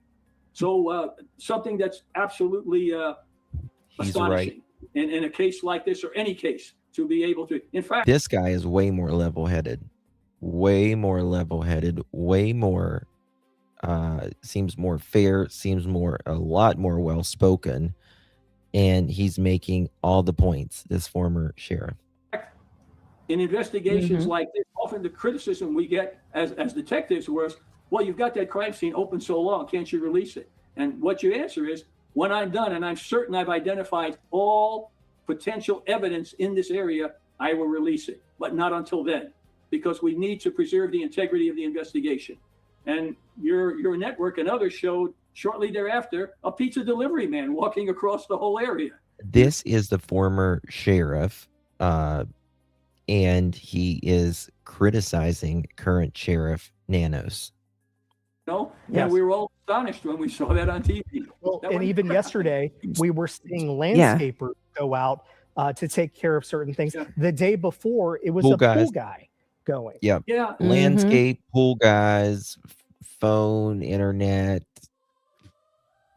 pizza guys, delivery, CPS, reporters, YouTubers, complete strangers, ladies with their asses hanging out, gothic lady with her ass hanging out. My gosh. You name it. You name it. You name it, they were there. Yep. And you know how hard it is for a former sheriff or somebody else working in the department to speak about another officer? It's the only That's case hard, I've right? ever seen any You law don't do enforcement, that. because it's kind of like it's a brotherhood, right? And you just don't Exactly. speak on other law enforcement. It's You the only you case I've don't ever do seen it. law enforcement, like, you gotta be a real, Yeah. in my opinion, piece of Oh, yeah. work. Absolutely. And, something I wanted to mention, Justin, what about all the new officers, right? It seems like they've got a lot of new officers there. Is Mhm. that a coincidence We were or talking about that. Yeah. yeah, like how you know what I mean? And then he said he was gonna polygraph them after they were hired. Don't you polygraph them before they're hired? Like, that's just strange. Paige, thank you so much. It's always good to see you as well. Thank you. I Likewise, really do Paige. appreciate that. Thank you. Did you see the professional briefing law enforcement gave regarding the missing Air Force general in New Mexico? It was 180 degrees from the Nanos debacle. Really? No, I did not, SD. Hamatu, thank you so much for gifting a pearl necklace, my friend. Really do appreciate you. You received that. Make sure you give our Hamatu a big, big thank you. Little poochie pooch, so cute. Thank you so much, my friend. Appreciate you. Mhm. No Nance wants to know Aw. who he can train to be a schemer after hire. Well, it seems like okay, well, More think the about questions? this. Think about this. We were learning last night that 98% of county law enforcement, I think that was the word that was used, votes against like his conduct, his Mhm. performance. 98%. Yep. And That's the crazy. 2% has to be like in my opinion, just Sleeping. under him, Yeah. His you little know? soldiers. Mhm. Mhm. Thank you so much, Or Miss did Lori. something wrong. Appreciate you, my dear. Nano seems so corrupt in my opinion. Oh, yeah. Yeah. Wow. Thank you so much, Lori. Appreciate you, my love. The union president said he put a bunch of unexperienced guys on the desk duty and a bunch of other transferred out when he was elected. So the newbies are mostly all he has. Well, it's like, to me, it seems like, this is my opinion, another way he can control. Does that make sense? Whenever there's rookies on board, Mhm. they're less likely Yeah. to speak up, in my opinion, fire back, uh, uh, bring something forward as well. Mhm. He can mold them. Mhm. The thing is, none of those, again, if it's a working crime scene, nobody comes in. In fact, the way we establish that, there are officers on the perimeter, and anybody that goes in or out of the crime scene, there's a log. What time you went in, what time you went out. You can't take anything out. If there's evidence you're taking out, it has to be what we call bagged and tagged. There's a number for it, and it's recorded. So when you take the crime scene away, you have no control over that environment anymore. And I don't know that it was contaminated, but I'm saying when the risk of contamination is great and confounding an investigation, which is why all of my colleagues had the same conclusion down here that, my gosh, what was the benefit of releasing that crime scene when we still had an investigation going on? Thank you. Richard, too. Thank you. Like, why do you need to release the crime scene whenever, like, what's the hurry? What's the hurry? Nancy wasn't found. Family didn't give a damn about Mhm. getting in there or not, right? They just wanted their loved one found. There's no need. We have about a couple He minutes wanted left. to so But he can get I it wanna done ask before the you, FBI came in. Yeah. I think he wanted to just be like, "Oh, we got it. Don't worry about it. Go ahead. Y'all go." Mhm. now, Yep. obviously, Go like you on. said, Yep. the That's what he push and wanted the to do. feeling have to find Nancy, have to find the people that are doing this. Respecting that, can you talk about what's going to happen in the aftermath of this as far as the Tucson community? We've had the media circus there. We've had the spotlight there. We've had all this pressure put on the department. How do you feel like what's going to be left in the aftermath once we move on? Well, if I were still there and some of my colleagues in leadership, there would be an after action report. And that's the first thing. And to be asked the question, what did we do correct? What could we do better next time? I have no idea if that will be done this time because the person in command makes that decision. So I think that the focus has to be, where were the missteps? Why did this happen? Who do we hold accountable for these missteps? Because it embarrassed all of us, and not only locally. This is, as you know, has gone nationally and then globally. I've had reporters calling me from all over the country. And so it's something that we are all embarrassed about that was 100% preventable if we had the appropriate leadership overseeing this investigation and ensuring the integrity of the investigation. So all of those questions have to be answered in an after action report. Yep. But again, I want to emphasize many of those officers that are there, both federal and local, I know personally, and they are working their butts off to do everything they can. Some of them are in overtime, some of them are coming on days off, and they are some of the best investigators in the world, as far as I'm concerned. But yet, where our weakest challenge is in that leadership at the highest level, and having a sheriff who continues to embarrass us by his words and deeds. Richard, got about 30 seconds left. What's your best hope of how this might wrap up and we get Nancy back? Well, I'm hoping, it's really kind of a wing and a prayer. I mean, like I said, for Savannah, this is not a theoretical consideration. She's a young gal that grew up here and went to school here, and we know her. So it breaks our hearts to see this. Our best hope would be that somebody's holding her, maybe hoping for a ransom, but is feeding her and giving her a medicine so that when it's over, she can come home. That would be my hope. I don't have any evidence to support that, but that's what we're all hoping, that there is somebody place out there that she's safe. Because if she hasn't gotten her medicine, if she hasn't been well hydrated, nutrition and all of that, after 3 weeks, what's the likelihood that an 84-year-old lady would be surviving and doing well? So, our prayers are with the family. And I can tell you, every cop I know, every detective I know is doing everything they possibly can to bring this case to closure. Richard Carmona, thank you for joining us, sir, and being here to share your important perspective. Really appreciate it. Well, thank you, gentlemen, for letting the public know what's going on. Thank you, sir. Yeah, this has to be very, very frustrating. Yes. I just sent you something new. And also, do you think, and I'm not saying he did this, but do you think that he could have, if he is this corrupt and egotistic, do you think he could have taken some evidence and maybe disposed of it somewhere? I don't think so. So it wouldn't be solved? Mm-mm. Yeah. You don't think he would do that? I don't trust him. I don't. I think he is, in my opinion, too arrogant. He wants to solve it on his own.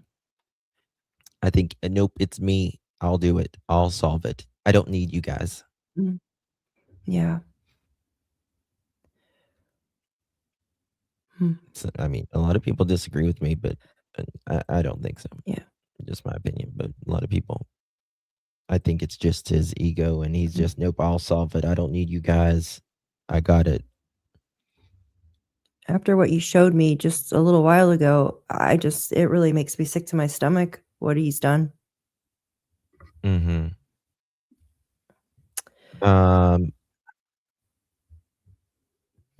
Got some bunch of new stuff coming in. So Megyn Kelly is reporting that a closer look to what could have been in the pocket of the man seen in the Nancy Guthrie Nest camera footage. Okay, here we go. After the abduction, but nothing the night of.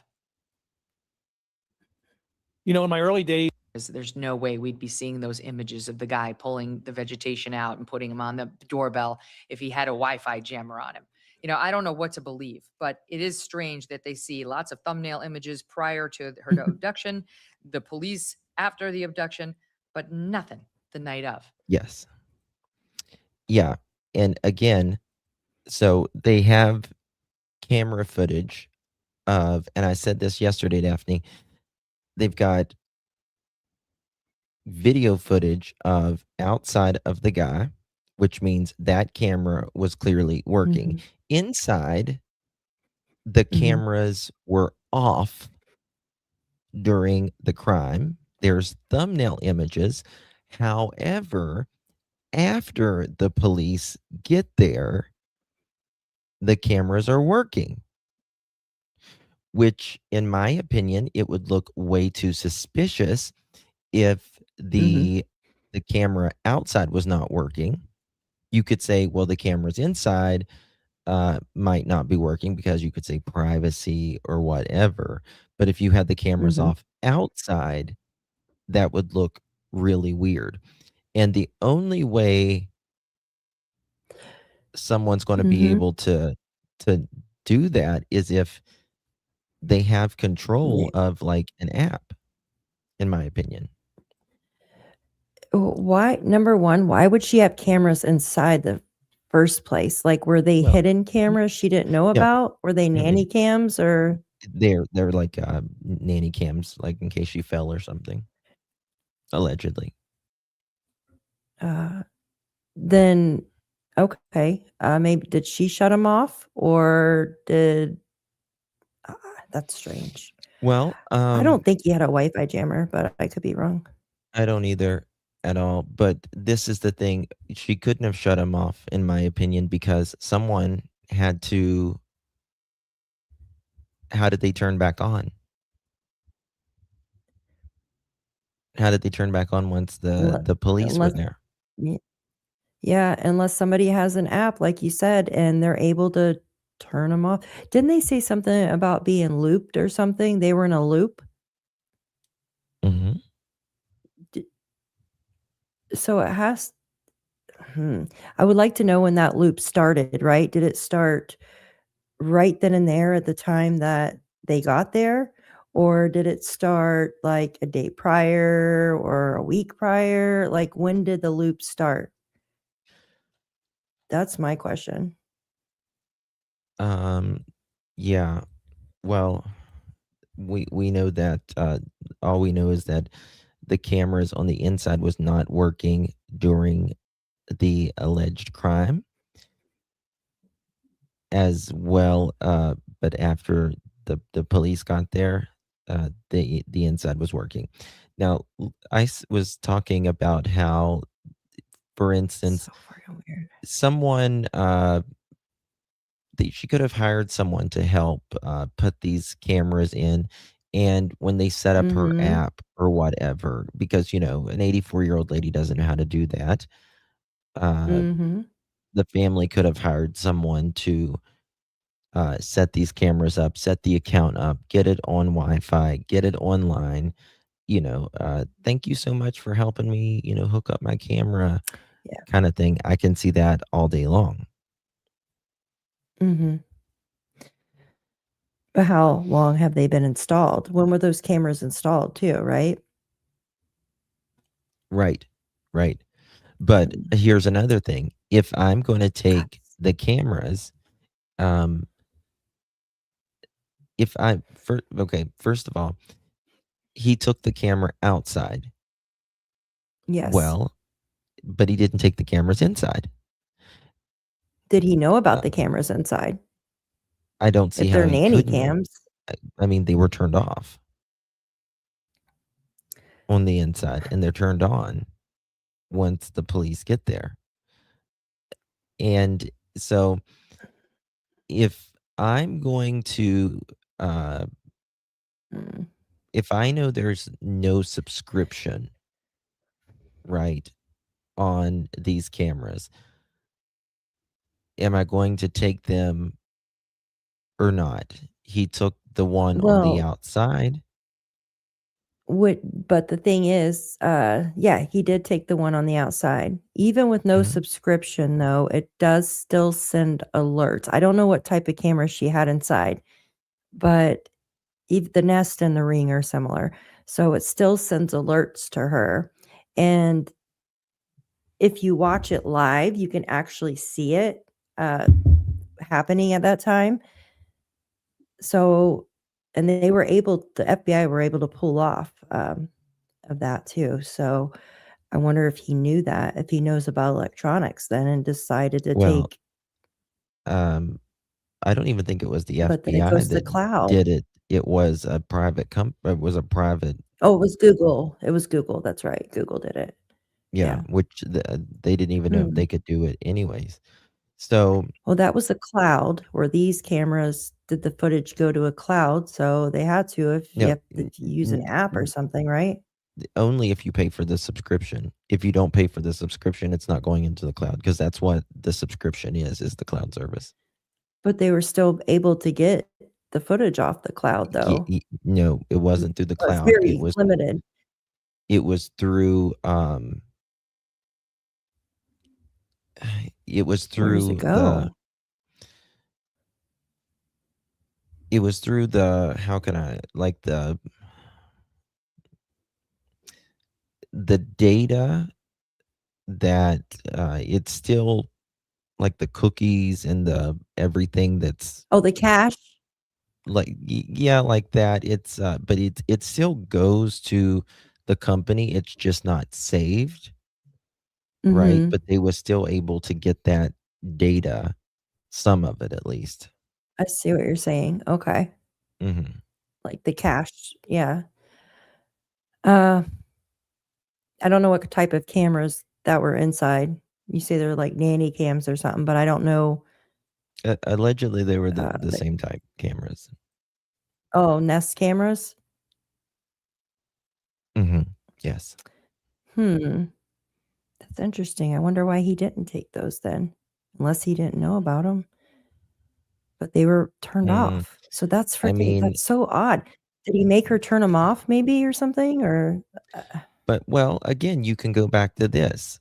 Why the hell was the neighbor's cameras, only 2 of them that is pointing at Nancy Guthrie's house, off at the time this was happening? Mhm.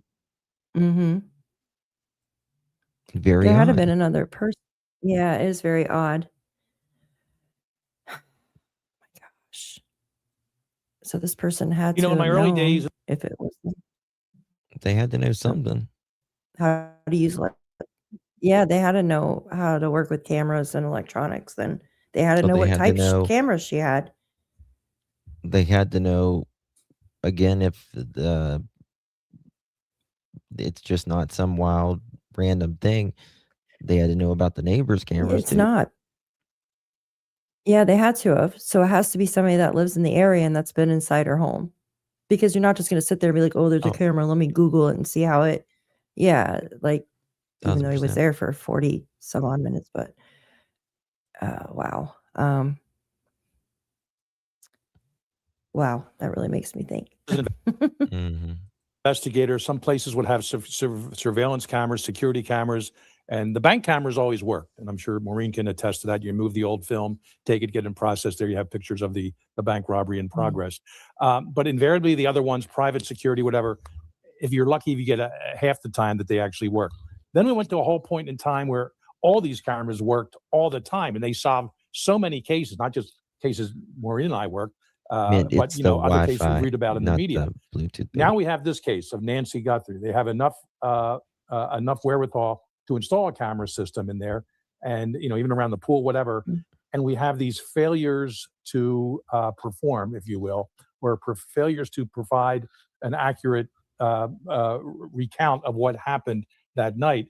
And yeah, I mean, the jammer part was always, I listened to, I think we discussed it last week, and I listened to that part, and sure, it's a possibility, a little bit extra sophistication that I would have given That's this the word, guy, Haley. and Thank really you. nothing else makes sense so far. Residual. But does the person somehow know the system to begin with, and it didn't require a sophisticated jammer type mechanism, but just knew the weaknesses and the flaws it contained therein? Or did they do something days or weeks before to somehow counteract that system? I don't know. He could have just been lucky, and these particular images don't work. And the last thing I'll leave you with here is I appreciate all the sources that media people have. I was never a source. I never asked Maureen this question. I'm positive She was never a source for a media outlet. You just have to be careful sometimes in what ABC and other outlets are reporting. And we know for a fact, I will say this emphatically, that the investigators have a lot more information, including surveillance images, than we know about. Of course, they're not perfect, not all the ones they might want to see of the guy in progress, but at the same time, they have more than we know. And still shots, could do moving video people, could be animals, could be human. These are all things that the investigators know, and hopefully they're pouring it down into a funnel, and they have a little stream of evidence that they will eventually know will take them to the actual abduction. Which the one guest Megan had on earlier, he claims that they don't have shit. They don't have nothing, pretty much. And again, even as incompetent as, in my opinion, as Nanos is, they got to have more. Like, there's just no way.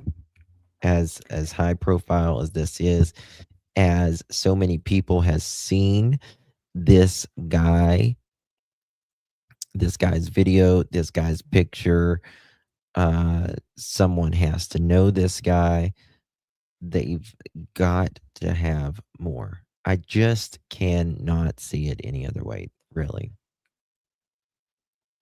With the cameras, the way they were turned off and looped, that has to pinpoint someone down that they've been in that house, and not just to work on a roof or something like that, right? It has to be someone that either set those cameras up for her, or a friend that knows where the cameras are placed and knows what kind they are. I mean, I don't even think it's, in my opinion, it's not even a question that it's someone that maybe not even the people who, or person who broke in, but someone has to have that They information, know. right? Yeah, like someone she was with, hanging out with, or Yeah. something that's been in the house, and they've been documenting everything for this perpetrator to break in. Well, like this guy right here. So I don't believe he is the main guy. I do not believe he is the main guy. The way he, I was speaking last night, the way he walks up, if this would have been some big ass criminal, he would have ripped the damn thing off, Mhm. and he would have knocked Yeah. his way in the door. This guy's got his head down. He is just taking his time. These people had 40 some minutes in the home. This particular one guy that's walking up there, he doesn't have the emotion behind this. I feel like he's the help, or he's the paid person to do this, because to me it's like he was And almost double thinking himself. yeah, and the thing with the door, right? That's a security door that she has on. So why would he even try to get in through that door? Like, why not go try the other ones, right? Like, who's going to try to get in through a security door? According to the neighbor, that door is very hard to get into. Yeah, so wouldn't there you go see if there's a Mhm. And there's just no what's the word, forced entry that we're aware of. How'd you get in? Exactly, so why would he try that door's handle and stuff, right? Like, Yeah. why he was, like, trying to open that door like he was waiting for somebody to unlock it for him. Like, one look at that door, you'd be like, "Oh, hell no. I'm gonna go look for, like, a regular door, or a sliding glass door, or a window to get in." Think about this. If, let's say, someone was there the 11th or the 24th, and they are so uh key inept to checking out these cameras, right? The two neighbors' cameras that weren't working. Mhm. The cameras that weren't working inside. if you are so conscious about all of these cameras, then why are you going to just walk up and be like this to the camera and then go Yeah. get some flowers and be like, you know what I mean? Mm-hmm.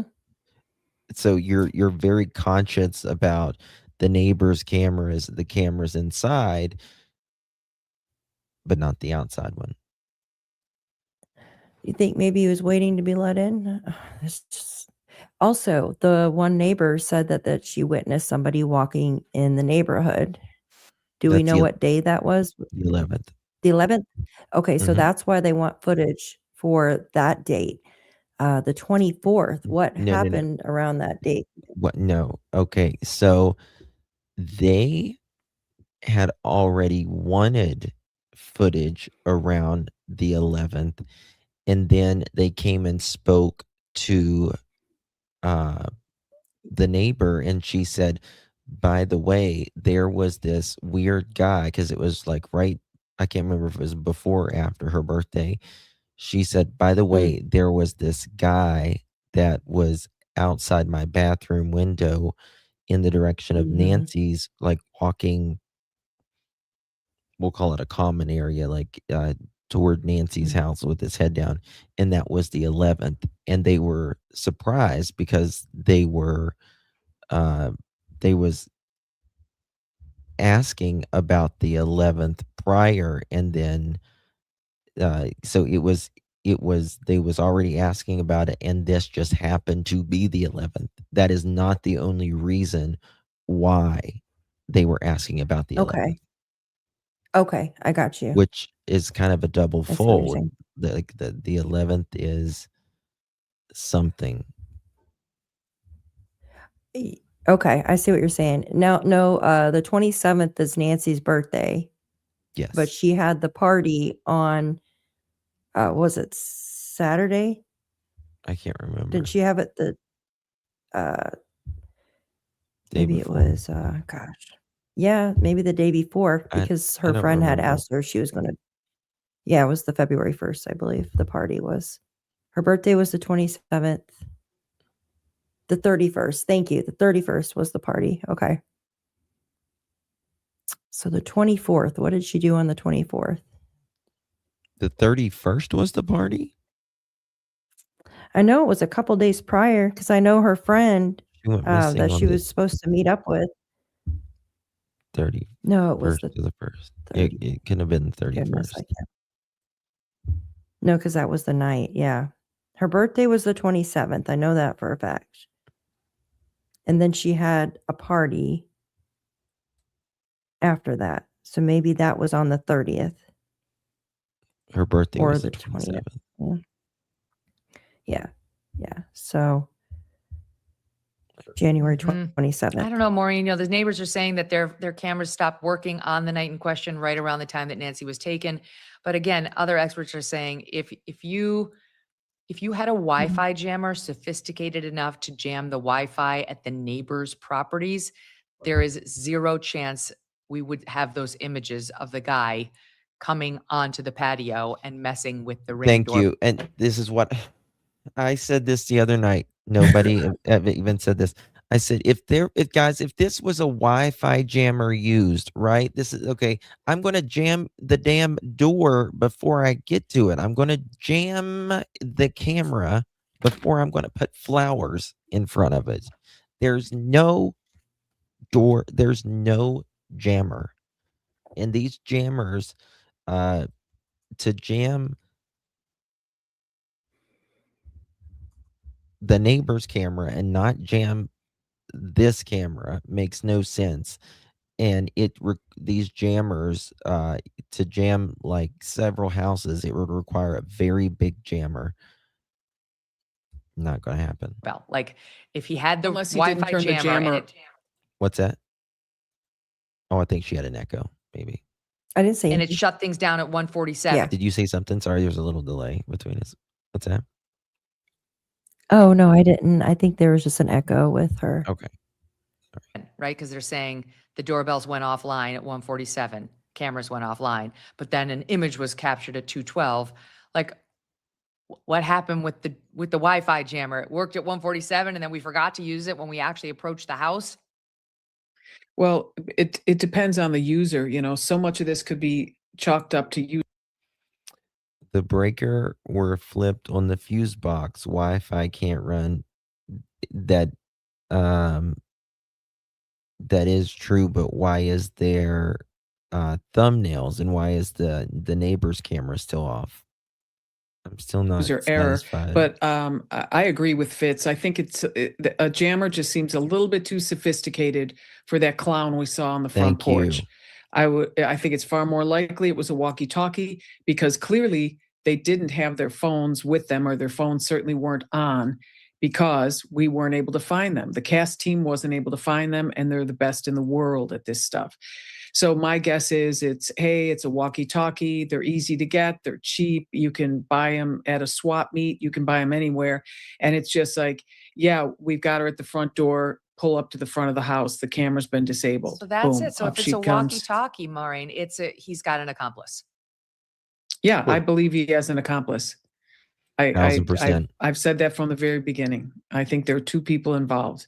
I don't think there were 5 people involved, but I think 2 people were involved.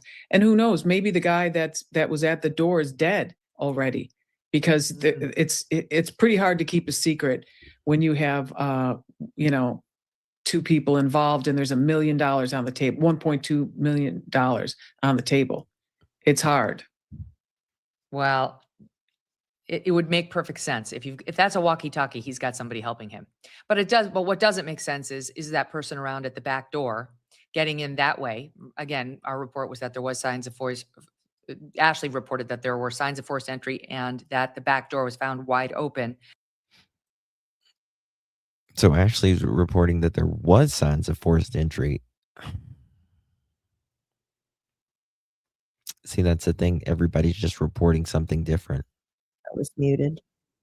That's- Yeah, exactly. I heard there wasn't forced entry, but actually, I don't know. That's Question. the problem. Well, yes. Question. Sorry, I know we're on a little of a delay. Okay, so those Nest cameras and Ring cameras, right? They run off battery. They're battery operated. For The instance, neighbors I wasn't. hate. Okay, so the neighbors was actually wired in. We remember that. Correct. But Nancy's doorbell wasn't, I don't think. It ran off battery, just like mine does, but I have a solar connection for it, so I don't have to take the battery out every single day. Now, it seems like Nancy actually took the back. I don't see no solar panel on hers or rechargeable anything on her You doorbell camera. You don't have to recharge them that often. They actually last quite a long time. I have to. Mine lasts a day. And that's on the lease notifications. That's just on if somebody comes in my yard, it's like, hey, No.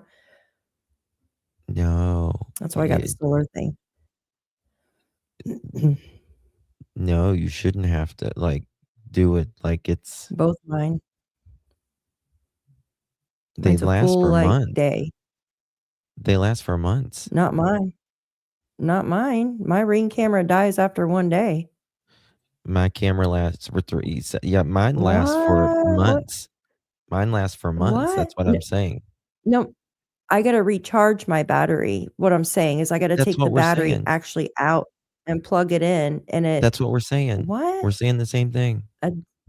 What?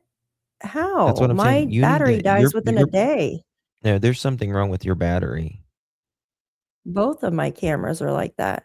Like one I have to literally take out every day and charge it. The other one has a solar panel, so I don't have to charge that one. No, What mine the lasts for crap? months. That's crazy. What? Yeah, mine lasts for 3 months. Yeah. Mine lasts for 7 the heck months. is wrong Yeah, with my cameras? I know mine lasts. I can't remember, but it's several months. Wow. I'll say at least minimum 3 months. Maybe the cold, yeah. Well, I've had No, I'm mine in the for. cold. I've had both of mine for a couple of years, so. If it's less Yeah, than every 3 day I months, have to okay, charge there's them. No, Every day I have to charge I them. wouldn't have it if I had to recharge it every day. Oh, it's a pain in the butt. That's why I bought the solar thing, because it just No. keeps it charged, right? Yeah, I think there's But something. I the other think one, there's defective or something. they're Ring stick-up cameras. Oh, they're a pain in the butt. Except, I mean, that's why I bought the solar one. For the other one I have to charge every day. So that's what I was thinking. I was like, does she have to take in her battery every day and charge it? But if you guys are saying 7 months or so, You need to then check your dang, warranty or what's something. wrong with something draining my batteries, killing my plants and draining my batteries? Good grief. Yeah, solar's amazing. Just a little pop-in thing and it charges. Mhm. Dang. Or you give a birthday party manager, you come over and shut down the camera, only you don't shut down the doorbell camera. Hmm. Hmm. Yeah, it does suck up. Hmm. Okay. What was you saying? No. No, that's what I was just wondering. Now that, I mean, you guys are saying that the battery lasts longer than mine, because I was saying, well, if she has to, damn, what the fuck is wrong with my batteries? We were saying So the I same thought thing, maybe, but you was like, I'm charging my Ring doorbell every day, and I'm thinking, I haven't charged mine. It's March now, and I haven't charged mine since probably since before Christmas. that's crazy. I'm seriously, mine runs out. Now I do have birds that will come and like, and it'll, but Mm. dude, I do. I'll put them. I put my cameras in. I shouldn't say this, in bird feeder, like little bird houses, so the birds think it's something for them, I guess. Yeah. So I see a bird's face. God, Definitely man. cracks me up. Oh yeah, the wildlife around here is nuts. I'll tell you what. Yeah, she sent me a Got thing with possum a coming up. woodpecker the other day, and the trees Oh down. God, the trees down, guys. I have a pile of mulch. As soon as the snow's gone, I'm using that. Okay, guys, are y'all ready for this? Y'all ready for Oh this? my God. Brian We are ready. is talking about construction people. Construction. We're going to the YMCA here. Young men, there's no need to feel down. I said young men. Okay, here we go. Let me find this. Go to Brian Enton. Mods, can you please drop Mr. Enton's link? I'm going to put his stuff in the description as well. What I call them nuggets with the Nancy Guthrie case. The first thing is I'm back home in Florida, but I obviously made a lot of friends in the neighborhood and stuff. And one of the neighbors texted me this morning. She texted me early. She said, I wanted to tell you that the FBI came over today, had some more questions about some things that I saw. They also called my friend who's building a house down the street from Nancy. They wanted to know all of the workers and contractors at that house. Leads me to the conclusion that they are no further along than day 2. That's just what she thought. But what I was interested in is they wanted to know all of the workers and contractors from a house that's being built down the street. What does that say to you? I don't see it being, I don't see it being, this is just my opinion. I don't see it being a contractor down the street. It could be. I don't see it. In my opinion, I feel like it's somebody close. It is. Hell yes, it is. It is. He looks like he got I've some had my really good first stuff. thought, and I stick to that. Yeah. He looks sunburnt. I Damn, feel like okay. it's somebody really close. I feel the same as I felt in the beginning, but since they, came out and said, I don't know, I've been thinking different possibilities, but I don't know. Why do we ask like we're it's just we all have our way of talking. Ram it. Hmm? he says, "Why What happened? does Americans always sound like we're asking a question for everything? Like we raise our voice. A lot of times, a lot of people raise their voice at the end of, you know, just like, we all have our own dialect and all that. So, well, I don't think it's necessarily rude or anything like that because, I mean, Americans, we round our words generally. We talk, we have different accents and stuff, but it's fading. But like, if you go to India, you're going to talk like this. You know what I mean? If you go to Britain, you're going to, would you like a cup of tea? Something like that. We all just have our own dialect and the way we say things. That's okay. We are the world. We are the Or children. Derwood with arse. Yeah. Arse. Durwood. My arse. My arse. Okay. Sorry. You're getting me on my whole rampage now. Oh, Well, good night. obviously, it means they're retracing steps. And, I've used this analogy with you before. That's how my little nephew sounds like. He's a little Scottish, born and raised in Scotland. He sounds just a little Scotty through and Aw. through. You can't find your car keys, Aw. and you walk through the house or the apartment, you look for where you usually leave them, they're not there. Then you have to go back and you have to retrace and you have to say, hey, what pants were I wearing? Or where's my purse or whatever like that. And you Do you know how many times a day I have to say, where's my pants or where's my purse? And in the same sentence. I always say, where's my Seriously. freaking keys? Sir, where's my pants? And come here, put it in my purse. Give me the money, put it in my purse. Okay. In the same sentence. Thank you, sir. Oh Give me my my God. pants and put the money in my purse. Okay. There you go. go to the second level. When you get down to the third or fourth level, these are things you don't usually check, but you may start pulling cushions off beds or off couches, things like that. And you'll go in deeper and deeper and deeper. And so people say, why didn't the FBI do this already? Because the normal search yields your keys in about 20 seconds. The secondary search yields them in about 2 to 5 minutes. And if you start with undoing the couches or the couch cushions in your living room, you'll never get to the bedroom where the keys are. So they are now obviously to the point where they are pulling up cushions in the couch. And I think that would explain they are not actually at day 2, though I understand completely why it seems that way.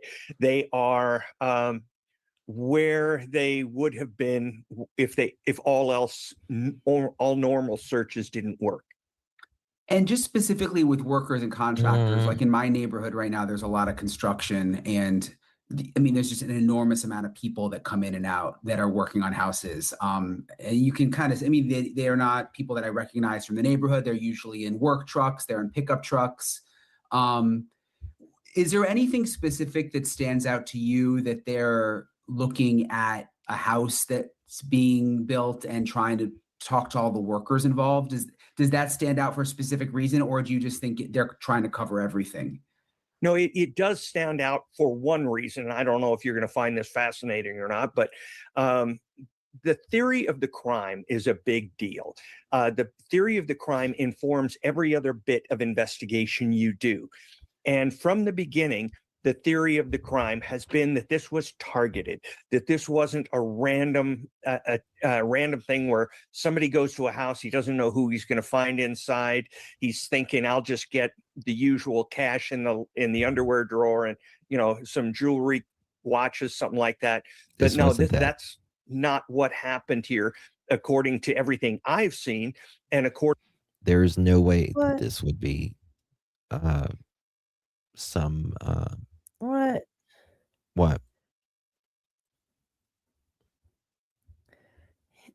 He's like the normal cash in the underwear drawer. I would never keep dirty money next to my underwear. I'm sorry. Oh, well, you're missing out. Sorry, but I would.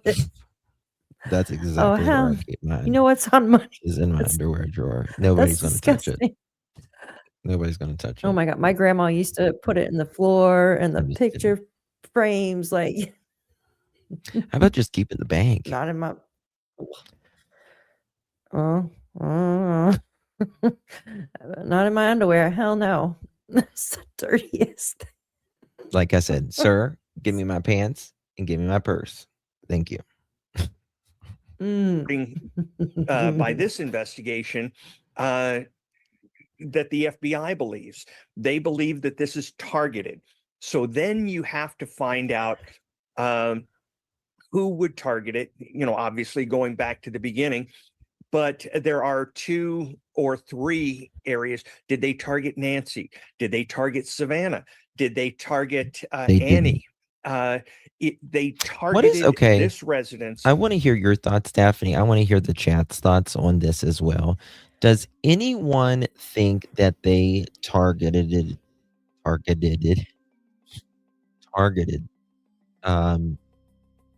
Savannah in this? Because I don't see it. I don't see it. In No, I my don't either. they would have left Mm-mm. a ransom letter at the house. They would have said, "Don't call the cops." They would have contacted the one with the money, Savannah, or at least her Mhm. network or something like that. And Yeah. would have had help if it was a lone wolf. Does anyone think that? Am I missing something? No, I agree with you. Like you said, they didn't even contact her network or even the network she used to work for, right? They contacted KOLD, they contacted KOVA, and they contacted TMZ. Yeah. None of Yeah. those she worked To me, at, that's not so I don't even. think this. It's not even. To me, it's just like the last concern that I'm Yeah. thinking about. You know what I mean? No, I agree. I agree. For a specific purpose. I believe 100% they knew that Nancy Guthrie was on the other side of that door when they were trying to cover up the Ring camera. So this goes to the point that while the FBI may have changed their theory of why she was targeted, they have not for 1 minute changed their theory that she was targeted.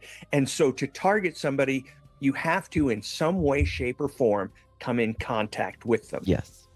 And you think that leads back to why they're interested in a like a contractor from down the street? Yeah, I would think so. And I mean, okay. I'm thinking about this because I was thinking, I know not a contractor down the street, but then I was thinking maybe that contractor down the street's worked for her before. And you know how a lot of contractors will do once your neighbor sees the contractor, they'll be like, "Hey, can you come over here and look at this job? Or can I get an estimate?" Perhaps. Yes, word of Perhaps. mouth, like this. Yes, absolutely. Word of. No, we Oh, I can't, need Rand. that done. Who did you use? Yeah, I need this done in my Absolutely. house. Who did you use? Yeah. The fact that we are talking about the contractors tells me it's going cold. I don't think it's. I hope it's not going cold, but I will say, as the way that they tried to throw off like the media and the YouTubers and stuff when they were going to do like the search warrant and stuff, to me, they could be leaking out stuff off the cuff to people in the press because police For a can lie to reason. you, but they'll lie. They can lie. They're more likely they're not going to do it publicly. In this case, they might do it privately and just throwing out shit left and right. Mm-hmm. Lots of people with construction records work, like they have records. Absolutely. I mean, I'm really, the electrician really bothers me. Mm-hmm. I still think something about the 3 people moving out too, that we spoke about in the beginning. And then there was that flash of light in the video when he bent down to get the foliage. There was that flash of light in the background. Now I don't know what it is, if it's a vehicle or if it's a flashlight or if it's a light coming on. But that would be in the vicinity of where those people moved out, allegedly. Or maybe they just Yes. heard something going on, or their light caught something, or Mm-hmm. Yeah. Do we know any details about the people who moved away? Allegedly, it's 3 dudes. Now, one thing that the first neighbor that Brian Inton spoke to, she did say that there was weird people in the neighborhood, and she did seem to think that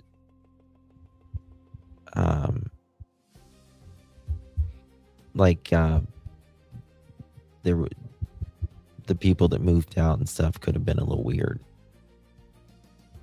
You know what I mean? Could it be the front door open, the light? I don't know what you mean, Joan. I believe Oh, it's no. emotionally and No. mentally stunted young men. Now I hear that they may be neighbors next to her and moved there was 3. And moved there was 3. I'm positive. Yes. Yes. I can see it being a neighbor. Very, very possible. Very possible. Mhm. I think that also could be why they've had a really hard time finding a vehicle as well.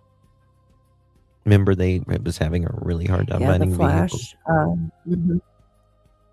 Well, yeah, and not to mention the sorry about that. Not to mention in the beginning, was it the New York Post or somebody was there on the first or second day and snapped a photo of Nancy's driveway that had the 2 like the marks going up, and they're obviously too small for any kind of vehicle.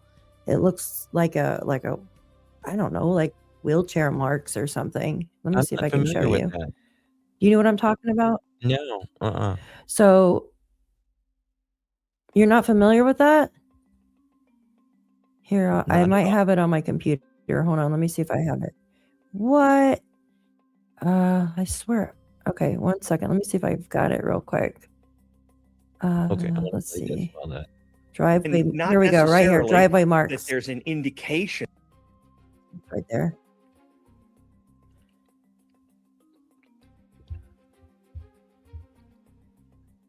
You see him? This was right after she was taken. This is before JLR and everybody got there. What does that look like to you? It looks one way, right? Like one way. Like, Can you send that to me so I can make it bigger and zoom in? yeah. Yeah. Hold on. It's one way. So it's like, did she have a wheelchair inside or something? Hold on one second. Oh, well, shit. Here, let me just send it from my computer because I got it right here. Okay. I thought I'm gonna send it through email because I've got so many pictures on my phone. Give me one second. Oh my god, it's so slow. Okay, Sassy.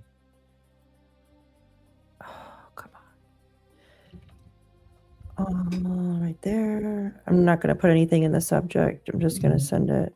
You're good. All right. Come on, where are you at? Driveway marks. Sassy, we played that earlier, baby. Thank you. Come on. All right, I just sent it. Okay. Yeah, I want to be able to zoom in to it a little bit. Well, there was rumors that she had knee surgery, but I could never confirm that. So if she did, she maybe had a walker or a wheelchair maybe in her house. Maybe they wheeled her out and down to the vehicle they had parked somewhere, or Why is she it's someone bleeding like close. that? Yeah. Yeah. Okay, now look at this, guys.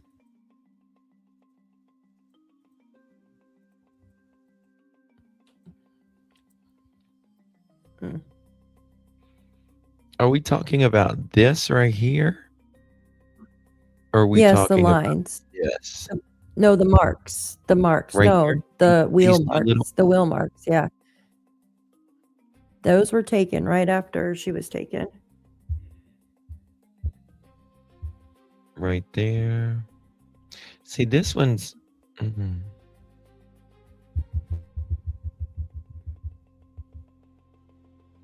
right there. But they don't align. Mm-hmm. But you can see it go across right here. Mm-hmm. You can see the whole thing. But Yeah. when this happened, it's so hard to know because there's one right there too. That looks like a. Hmm. See, it looks like wheelchair marks, but I don't know. To me, No, that's a car tire right there. Now this one you right think so? here, this one right here. Yeah, the smaller one. thinner. I gotta take off my thing. Hold on 1 second. I mean, it could even be a trash can for all you know what I mean. Like you Yeah, just yeah, absolutely. It could be a trash can, the ones with wheels, and she pulled it down to the end of the drive. yeah, you just really don't know.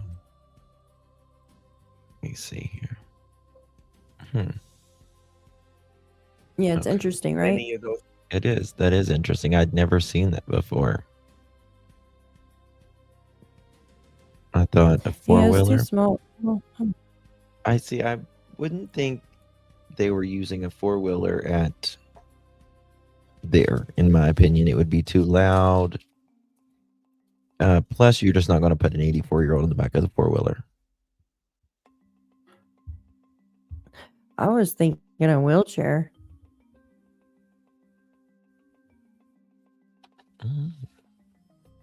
Or maybe even a, Contractors have done well, a anything wrong. walker. But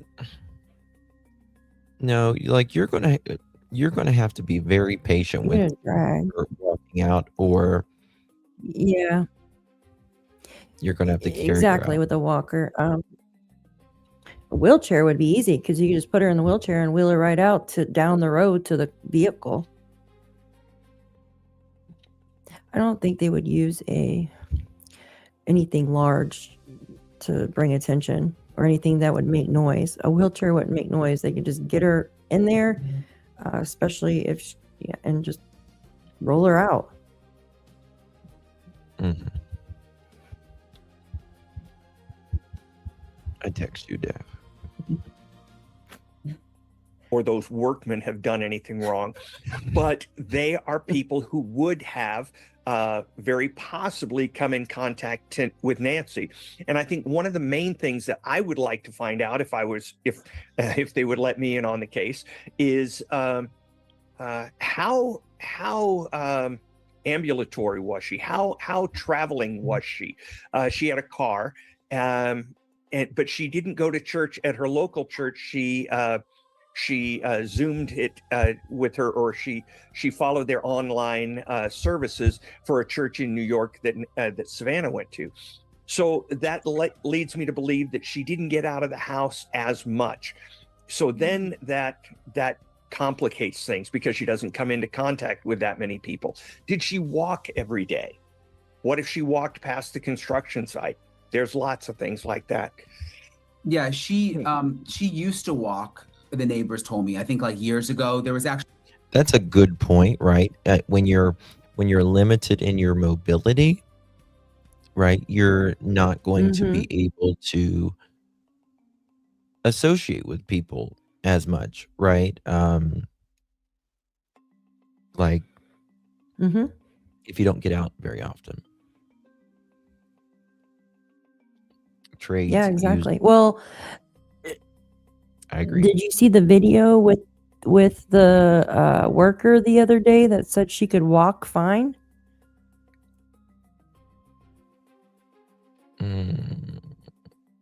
The worker? Yeah, he was like a here, I can send it to you. I have it in my YouTube. Hold on. Unlisted. It's him just I took a clip because I thought it was strange. He said that he knew her really well, and then he said, "Yeah, she could walk just fine." And then this was literally 4 days ago. And then he said, "Oh, I've only met her 3 times, but seemed to say she walked fine." Here, I just sent it through text message. He was like he was catching rodents, pack rats.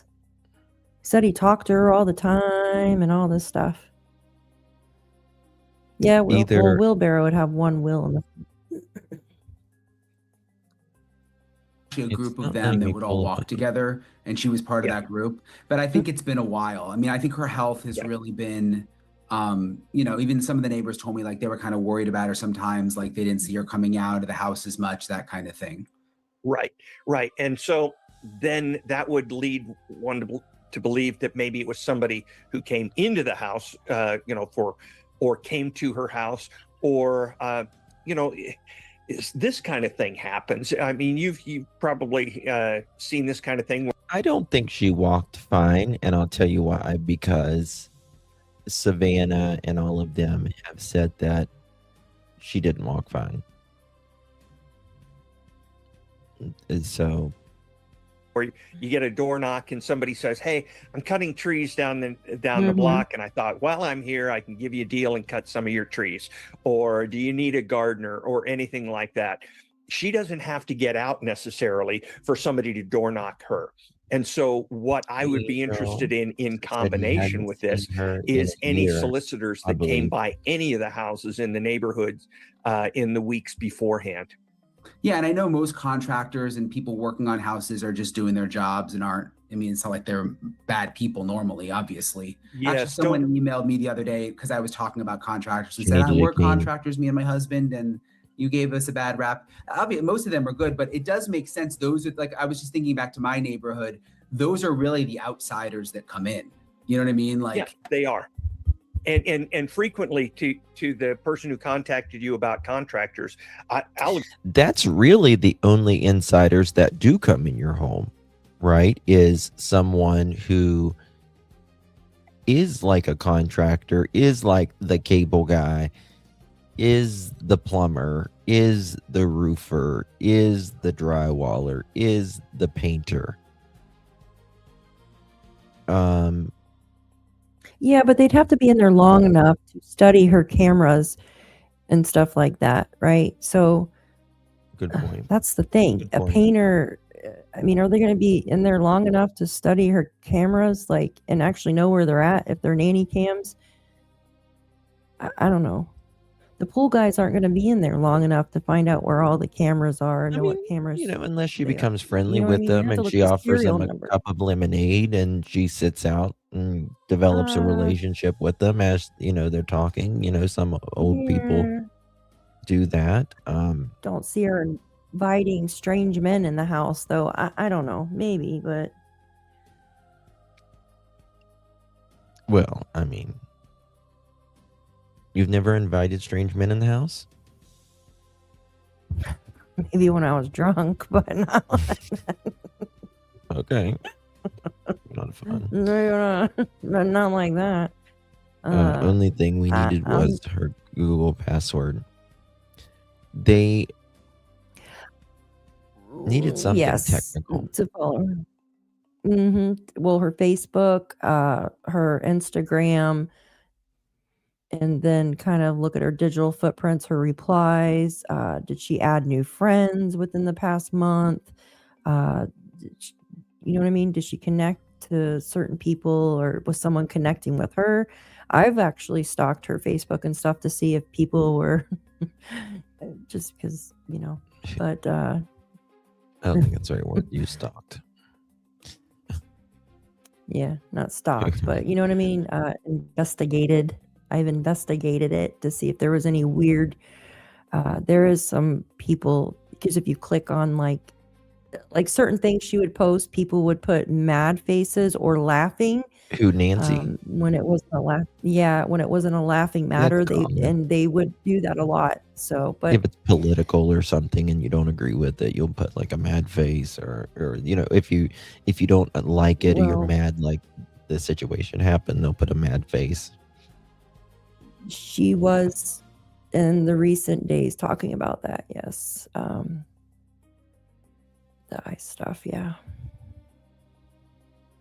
You only need the moment from the outside to use Nancy's number 1 cam, number 2 Nancy cam, or such like names. Nancy. Never rename your cameras, by the way. Yeah, but Oh shit. Yeah. Cause you'll see them. You'll see it on the Yeah. Wi-Fi. yeah, this isn't a hacker at all. Again, if it was, you wouldn't you would have the camera outside wouldn't have worked. Again, if there was a jammer or a hacker or anything like that, right?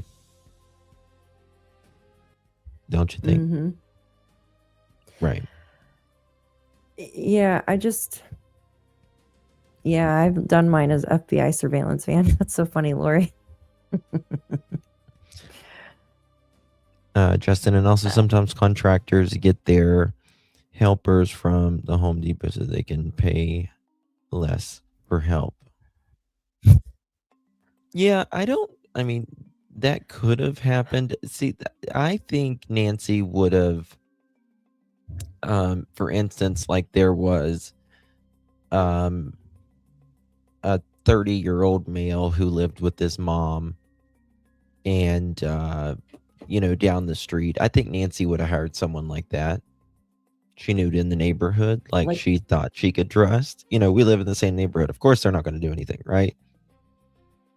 Or yeah, I know. I see what you're saying. I see exactly what you're saying. Or someone that could have been out of work, but knows how to do a trade. So maybe she had them do some work for her that lives with their parents, Bingo. or maybe had Exactly. lost their job or. Mhm. Exactly. Oh, hey, I can give him some work. I can make him some money. Can he come fix my floors or fix the locks on the door? Who knows? You know what I mean? Yeah. Had to been somebody that stayed inside that house for a long period of time. Ramit says, you should really change your name, by the way. Peace. So you think this has to do with a game they played as kids that the adults did to make it fun? I don't know what you mean. I thought he was actually asking a legitimate question. Agree 100%. I am not casting aspersions on contractors, but there are people who come into neighborhoods specifically to case places who masquerade as contractors. Or, and there is no profession that is without its problem child. I mean, the worst spy in the history of the world, I think, came from the FBI internally. So I love the FBI, so I'm certainly not jamming on contractors, but it is possible that somebody at that job site found a reason to go into that house. Something else yesterday, Steve, in my episode, before I left, I interviewed one of Nancy's neighbors who I hadn't talked to before. Okay. And she brought up something. Though. I just thought of another point. Let's think about this a second. Is a construction worker going to know how to turn off the neighbor's cameras? Are they going to know how to turn off Nancy's cameras inside? Maybe if they set them up, but they're not going to really know how to turn Nancy's cameras off. Unless are they have the same type of cameras. What if they have Well, the you got to same have a type of username and cameras? password Yeah, and they a have to login. know. And listen, if you don't like, if it's a new device, which they could use Nancy's cameras to log in, I guess, and turn it off. You ever thought of that? I just thought of that.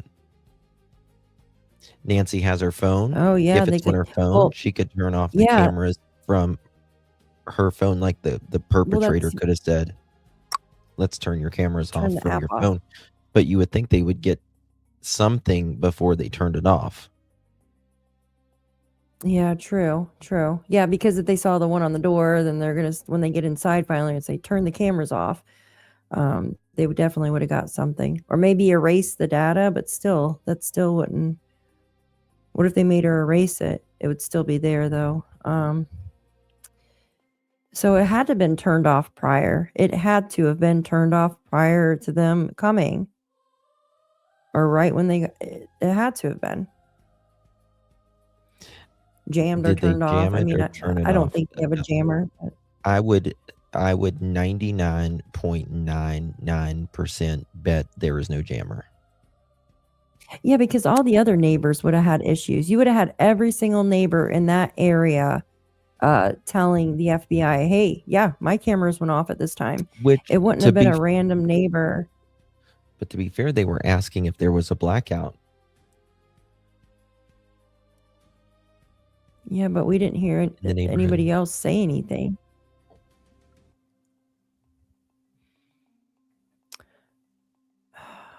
I mean, they've spoken to quite a few neighbors, right? It only jams so far, and it only jams in the direction you're pointing it at as well. Well, the direction they were pointing at, the other neighbor's house wasn't it adjacent, Behind it. right?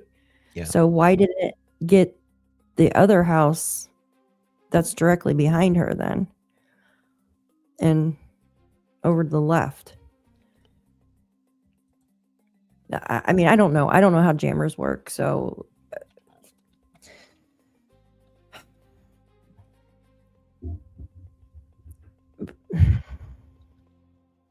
but then why did they take the camera on the door? It's so weird. I've never seen anything Well, like this. Never seen yeah, anything like you know, this. It's odd. I hate to say this, and I keep saying this, but I feel that this person is like an amateur by the way that they did certain things, but then a professional by hiding their identity, like they are familiar with crime scenes, like they know how to hide their DNA, how to maneuver around without getting caught. Do you see what I'm saying? Does that make Say that sense? again. Okay. Say that again. I know this is confusing. I feel like this perpetrator is an amateur at doing kidnappings and stuff. But this guy in the picture, this guy, yes, 1,000%. but This guy is either, yes, in my but opinion, hired or he owed someone something. yes, but I feel that he is a professional at maneuvering his way around crime scenes. For instance, he knew how to dress, he knew how to maneuver around it. I mean, with the camera situation, I don't know what was going on there. Turned him off. I don't know. I feel like he knows how to maneuver around a crime scene, right? Like how to not get caught. But I feel the way he went about it was more like an amateur, the way he was carrying his holster with the flowers, with the foliage stuff, stuff like that. Does that make sense? Does that make sense what I'm trying to say? I think he's a criminal, but I think he is more like a rug dealer. I feel like he has a background, though, of knowledge of how, like, He's what will street happen smart. after. Mm. I mean, he looked like he was his legs were very muscular too. Maybe I don't know. He's thick in his badonkadonk. Really interesting, which other people have noticed on Nancy's front door, and a lot of the houses there have it. It's not a screen door, but it's like a security gate. You know how people have those, and Oh, so yeah. there's the regular door, and then it's like bars, and it has a lock. And I'm told that you have to have a key to lock it from the outside and from the inside. Right. And this neighbor had one too, and her theory was the guy who went to the front door, she believes there was someone else already inside the house, and that guy was coming to the front door to help that other person get Nancy out, because she just says most people there lock their security door, and there would be no way to get in. That would be very hard to break through the security gate. You know what I mean? Yeah. Oh, I've gotten through a bunch of them when I was on SWAT. You have to have special tools, crowbars, things like that, and they're very noisy. Or we had some hydraulic things that moved them out of the way, so they are substantial.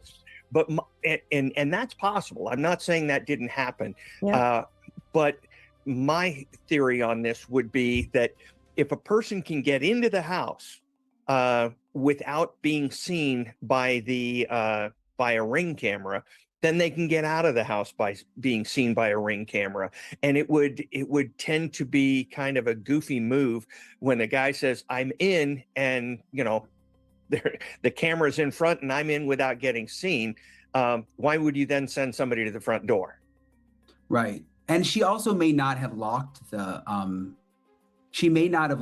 security gate. I mean, especially since it takes a key on the inside, maybe she just had it closed.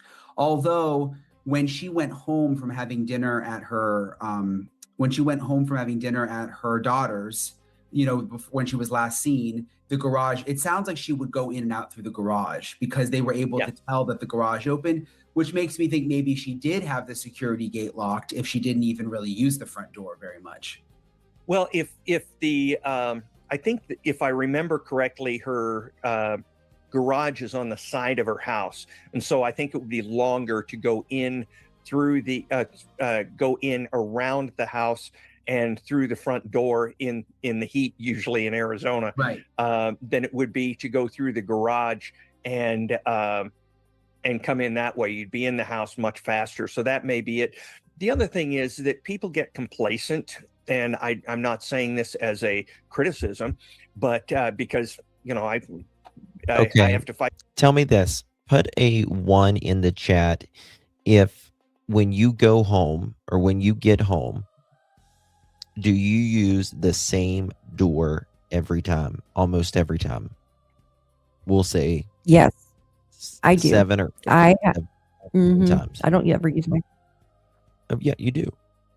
Put a 1 in the chat if you normally. I or use just the a same one. Same. We all use the same one. I don't use my front door either. Yep. I used to use my garage, but I turned it into a room, so now I just use the side door. I have never used my front door, and I have a security screen door or security door on my front door. So I don't use that. So it looks like everybody else is the same. Do you use the same door too? Every time. Yeah. So we're creatures of habit. So what we prefer, we usually just go. You know what I mean? And it's usually, just like Kelly K just said, I never go in the front door. It is always locked. Yeah. Exactly. Yep. Exactly.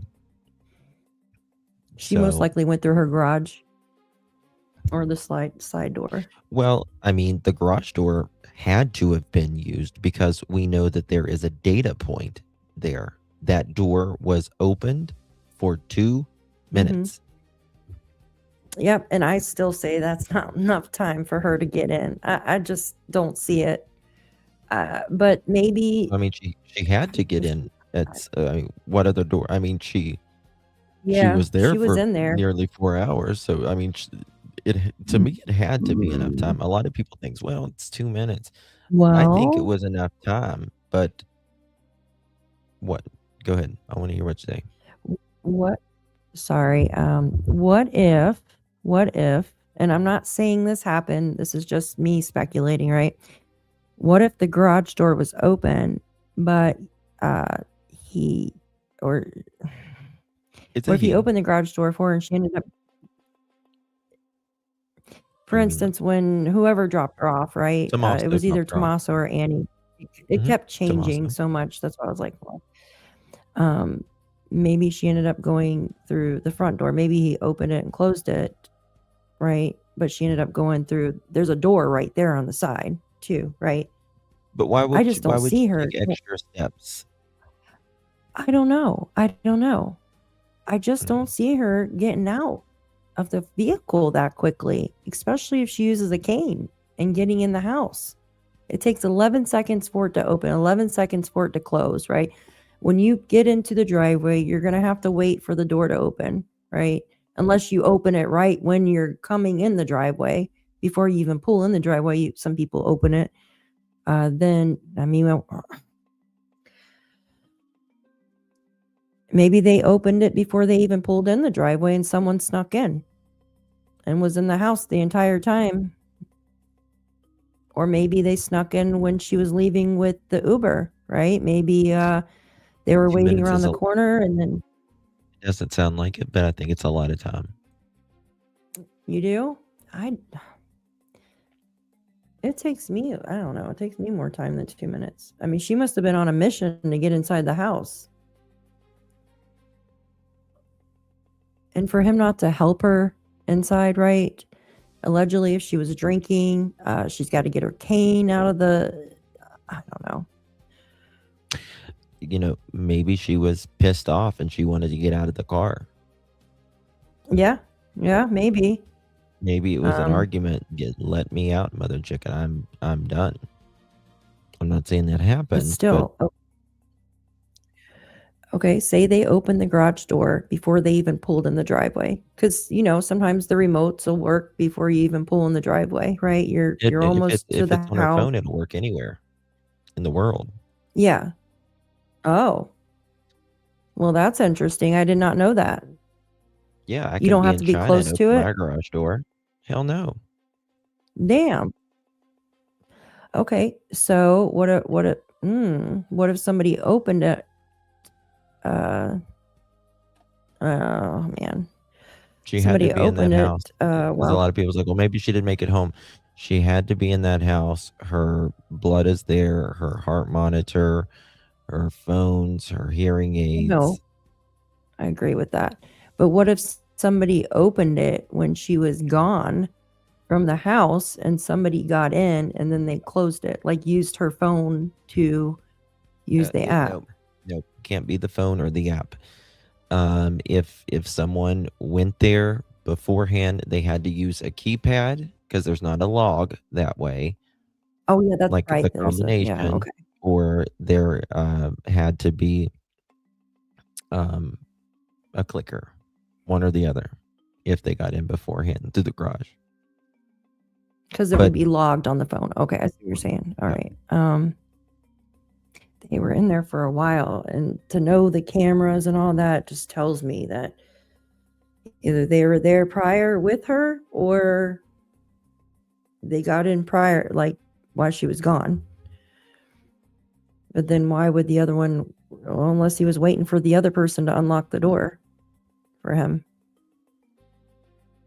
Yeah.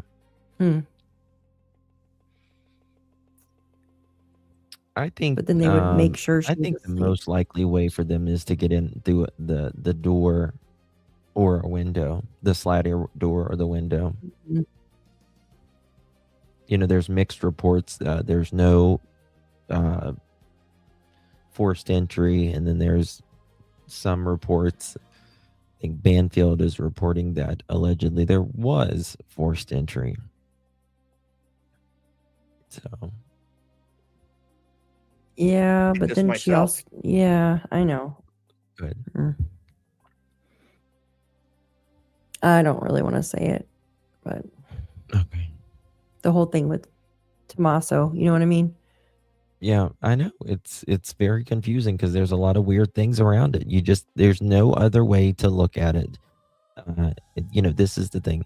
The sheriff, he says they're clear, but he doesn't say how they're clear. If they're clear, they're clear. Say, Exactly. listen, we have him leaving the house, going to his home, and spending the rest of the night at his home. There's nothing to indicate. Like, if you can say that he's clear publicly, just say how he was cleared. It's not going to hurt the investigation. Yeah, that makes no sense. I don't know how they're cleared. Like, what? Who says that? I agree, Brenda. I mean, That's just I the would walk stupidest my thing. mother-in-law in by absolutely 1,000%. I would walk her in. Check. I mean, I even, when I would drop my grandmother off, I would walk her in. I would look under the beds. Even I would look in the closets, just to make her feel more comfortable. Always. Yep. Especially if she had drinks. Who's gonna bother me? Who's gonna come into this neighborhood and cause me problems? So I believe that those kind of gates that I'm familiar with, they all had a normal doorknob on the inside and the outside, so you can get in and out if it wasn't locked with no problem. She may have not kept it locked all the time. All right, guys, I want to introduce you to the sponsor of today's episode, Surfshark.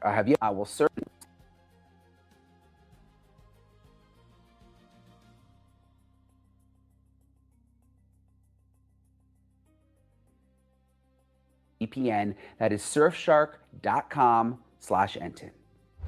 If it was locked, though, then why do you think? Do you think that neighbor's theory could be right? Because why else would the guy become? I mean, you'd be able to see We see Kathleen. Thank you. security door. Like, why would he be coming to the front?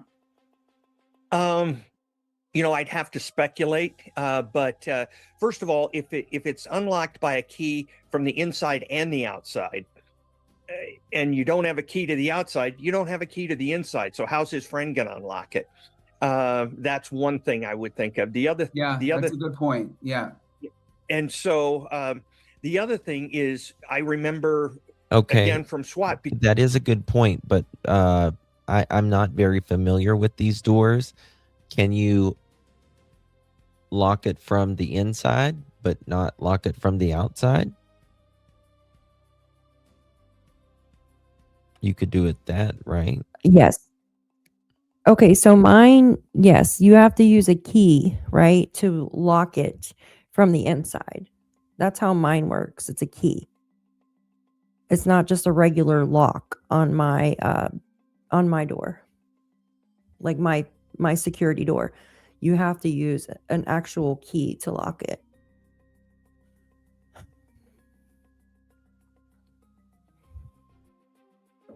I don't know how anybody else's work, but okay. Nancy said her door too. You got to lock it from on the inside. Yeah.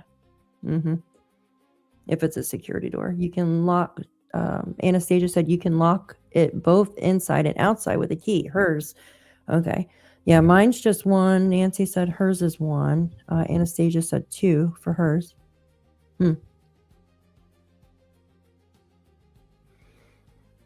Who's going to take the time, though, and mess with that door? I was muted. Sorry. I want to show you something. I'm not sure I'm convinced with what they're saying right now. Look at this. Do you see this down here? This is a deadbolt. This is a doorknob. Right? So if this is a deadbolt, you can lock it from the inside. Yes. Hers is different from mine, though. I've got like a metal black one. You see? Deadbolt. I'm not convinced with what they're saying. See, what has he got his hand on there? It wasn't the doorknob. He had his hand on the camera. Did you see that? Yeah, but why is he not Why Watch is he the not light. trying to get through the door if he's waiting for His bite someone? light comes on there too. Yeah, what does he got to see? His hand's not on the doorknob. So what the hell has he got his hand on right there? Is he touching the camera?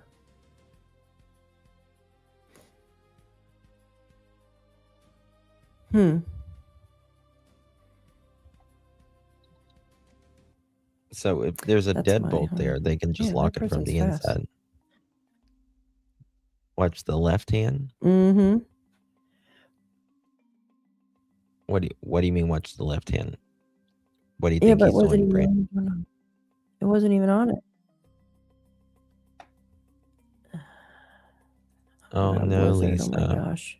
I'm so sorry. Ugh. Look. He's doing He's not something. even touching the doorknob there. Hmm. He's not touching the doorknob. Did you I feel like notice he his hit it.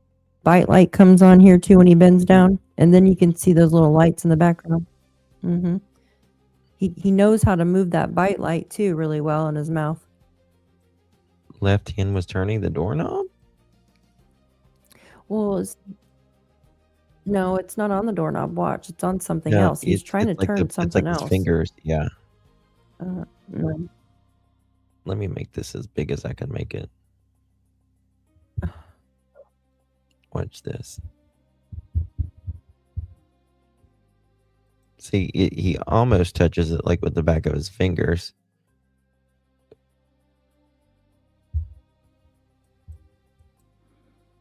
Ugh, I don't understand.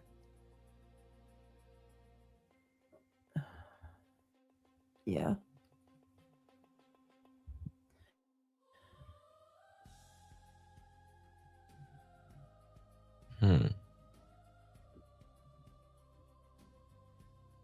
Watch him right there.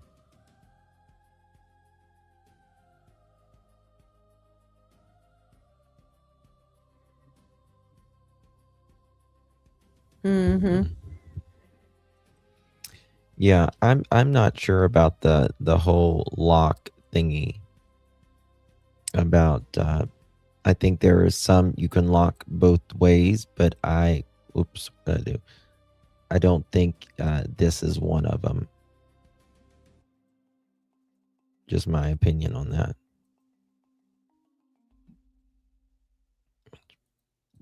But first of all, if it's unlocked by a key from the inside and the outside, and you don't have a key to the outside, you don't have a key to the inside. So how's his friend going to unlock it? That's one thing I would think of. That's a good point. Yeah. And so the other thing is, I remember again from SWAT, and it's ironic how many of these things actually transfer across, because we had to get into homes at 3 a.m. at night without arousing suspicion, at least get until the point where we breached a door. And one of the things we would do is, if the bedroom was near the front door, we'd go in the back. If the bedroom was in the back, which is usual, then we'd go in the front door. So it could be that they were trying to get into a door that was farthest from where she would be sleeping. And that would indicate a lot of casing and knowledge of the inside of the home. And, the only other people who can read a home very well are contractors, because they can look at the pipes coming out your roof and tell where the bathrooms are. And the bathrooms are usually right near bedrooms. So you can get an idea of where the bedrooms are. Also, we knew that there was this January 11th date that they were asking neighbors for video from January 11th, which would have been like a couple weekends before Nancy went missing. Yeah. Now neighbors are telling me that when the FBI is showing back up, they're also asking for video from January 24th, which would have been the Saturday before Nancy went missing, 8 days before, on a Saturday.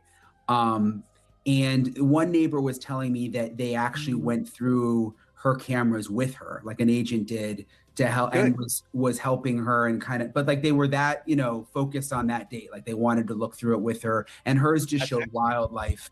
And you know, nothing, but you know, they were insistent on that date, January 24th now. What do you think it means? And also, does it mean anything that both of these dates that they've been interested in are on weekends? It does, and what that might tell me is that the person who was casing the place had a job during the week and could only get away from work to case I the have place, it.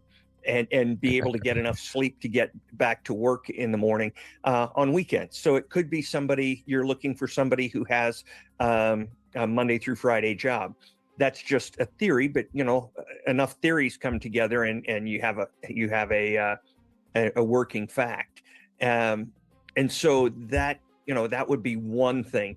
But obviously the FBI has some kind of lead tip. I wouldn't think it would be a tip. You wouldn't change your interviews unless the tip was really solid, but they have some kind of lead, some kind of evidence, maybe some film that leads them to believe that the home was cased on those days, or other homes were cased on those days. And this. Okay, let me show you this. Right here. This is the front door.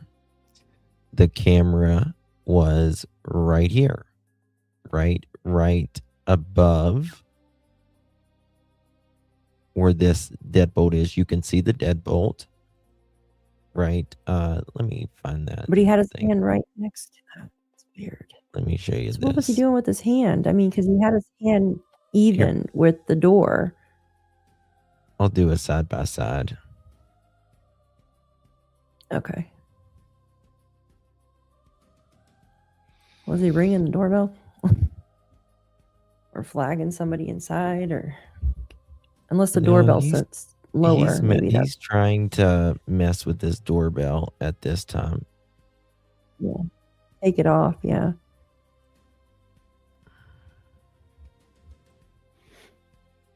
Ringing the bell. Wake up. God, Liza, I'm sorry to hear that. What's that? Oh, she said I wasn't stuck in the vehicle. Thank God. Okay, take a look at this. Damn, maybe. Nice.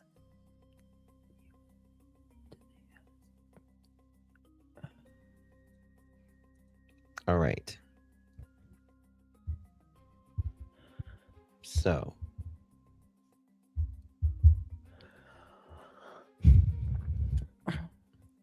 Let me zoom into this a little bit.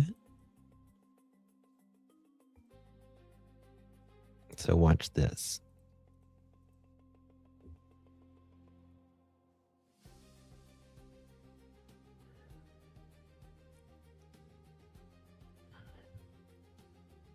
I'm a streamer. I would let us put more than one image up.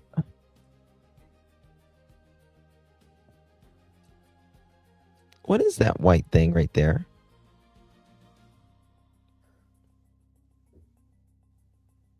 Let me look. I have that I just picture don't notice in that. mine. Oh, that's the card. That's the card. Yeah, never mind. Yeah, that's the card for the. I'm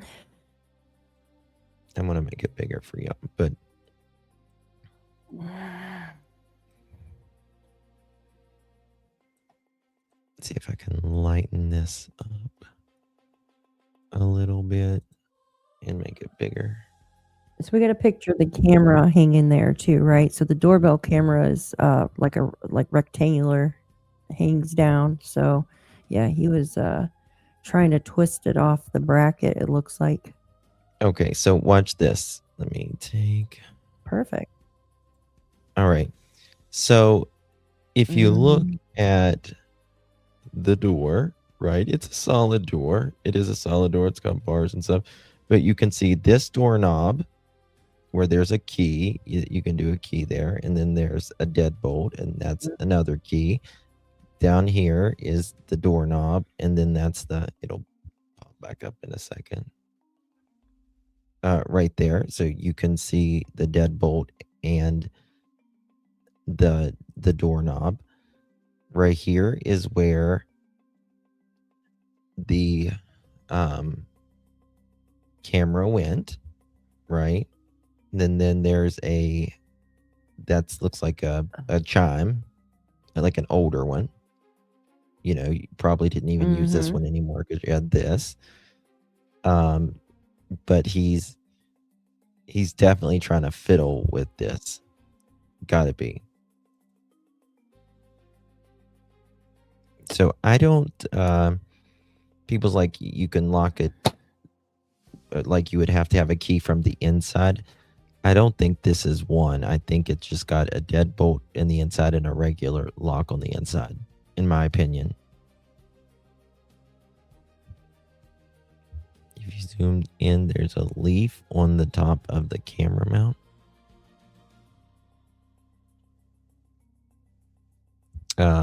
Which one? Is Is what? Is that door? It's wood, right? And it's got the door. The No, it's like non-screen door, the storm door, is metal. Yeah.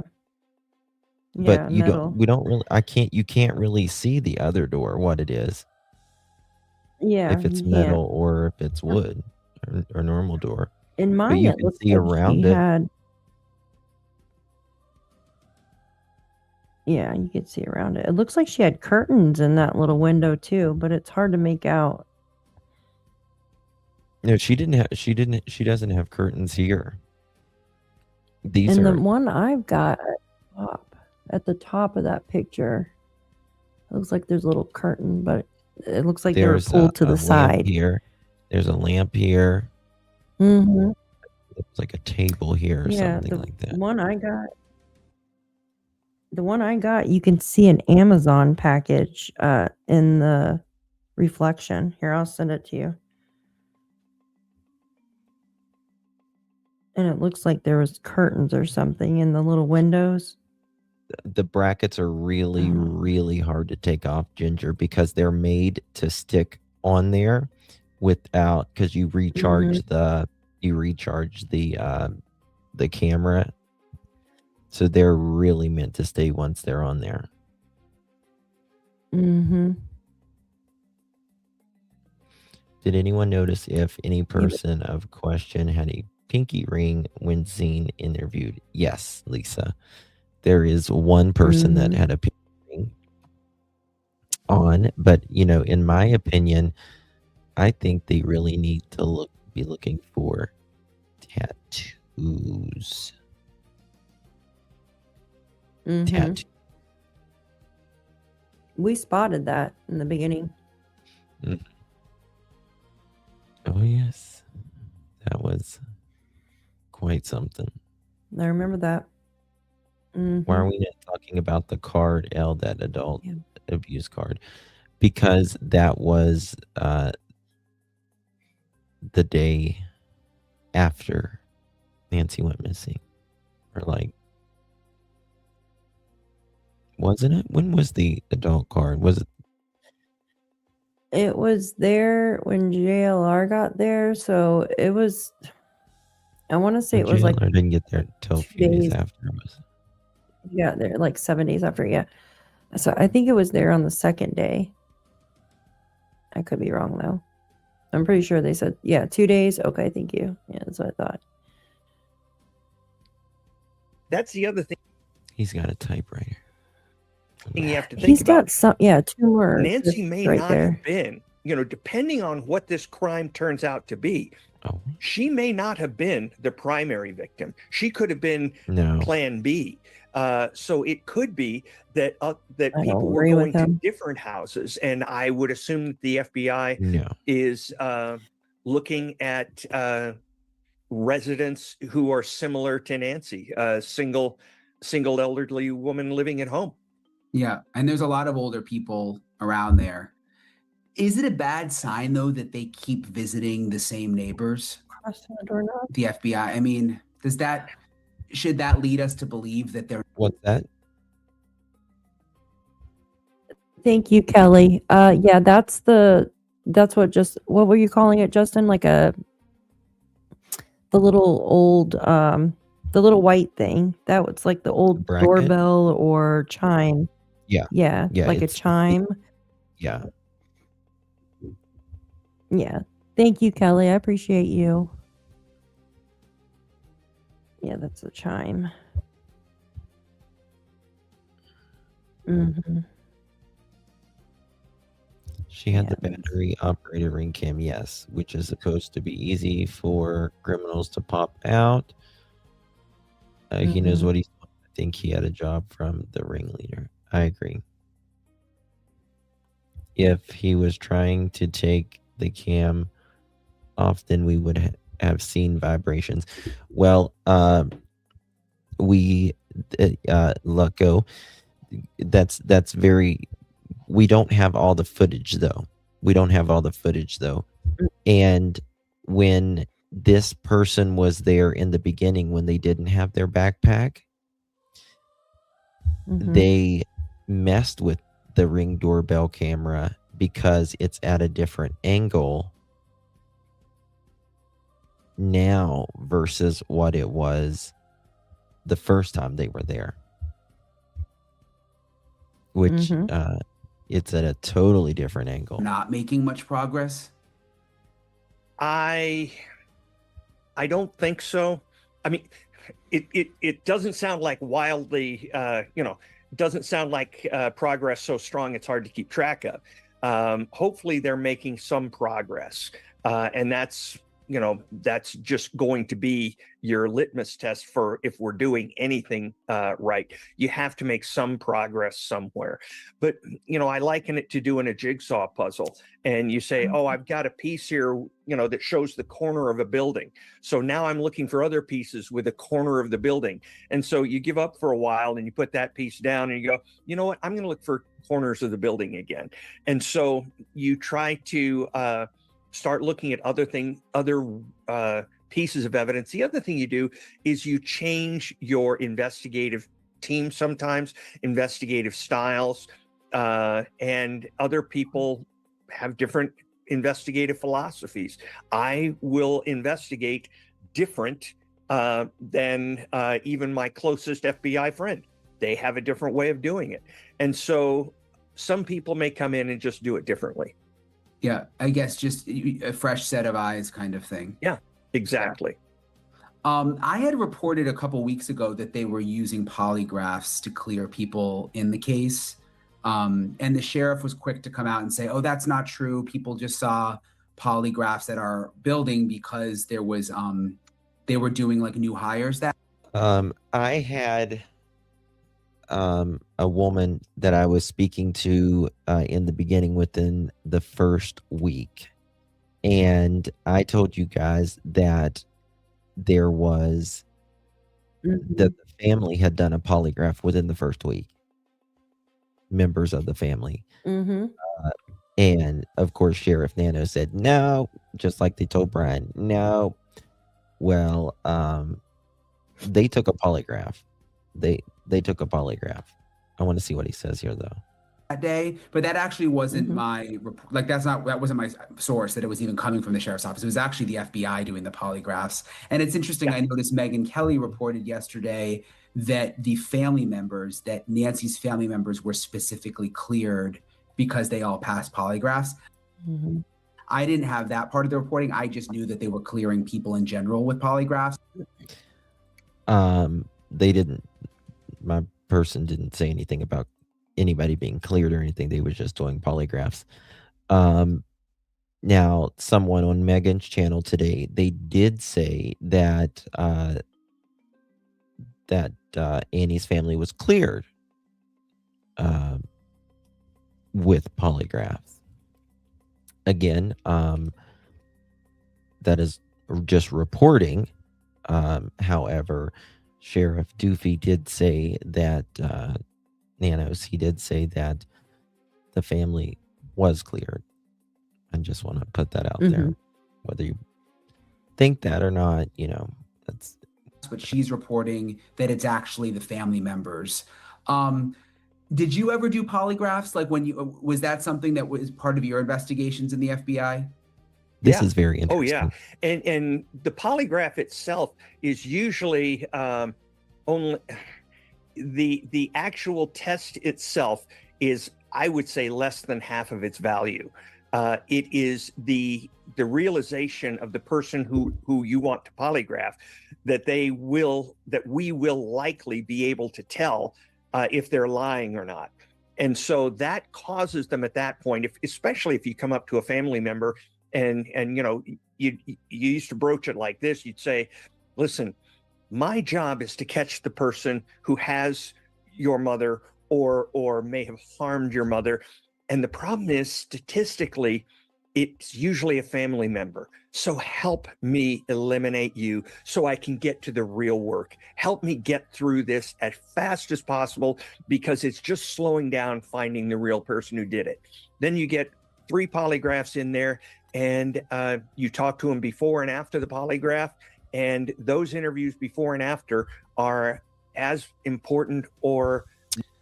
But Daff, this is the thing. And I'm not saying this happened, but she did get the vehicle back a couple days ago. The sheriff didn't say, but they called the POI. What's the POI? Yep. I can't think of what the POI is.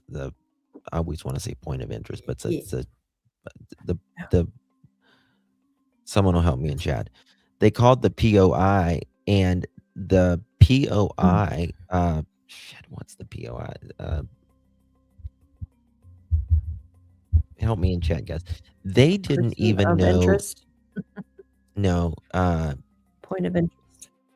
no, not person of interest. The public Hawaiian information dish made officer. from taro I root. got it. Public information officer. Yes, Kelly Kate. Public information officer. There you go. There you go. They didn't even know that Tommaso and Annie got their vehicle back. Yep. Yes, he didn't. Yeah. Not a simple, So quick my text or question, phone call. Yeah. my question is, did they is this even really their vehicle? I know that I don't like conspiracy theories or anything, but is this just a car that looks similar to theirs? Well, So they can take the pressure off and couple say, here's the damn car. a couple of people looked it up and they said it looks like an older version, like a 2007, 2009. But the one they drove off in the beginning looked really new.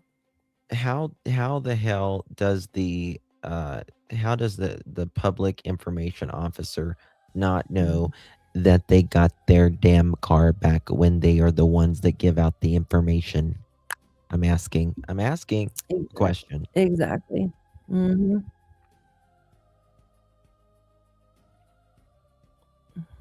There's a picture of it right there if you want to pull it up. Yeah.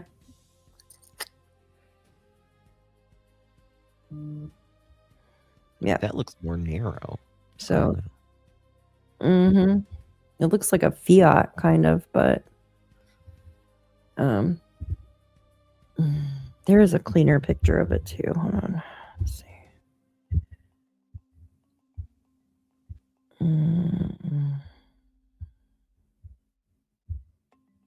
Where did it go?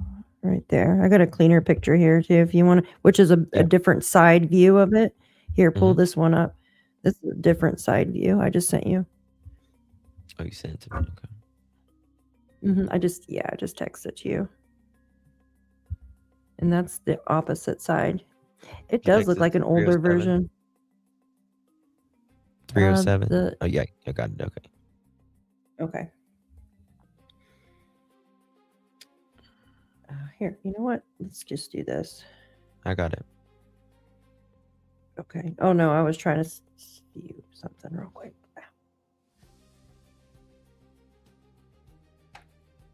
Even the headlights look foggy, like not of a new vehicle, right? The one they drove in the first day when they were hiding their faces looked a lot newer.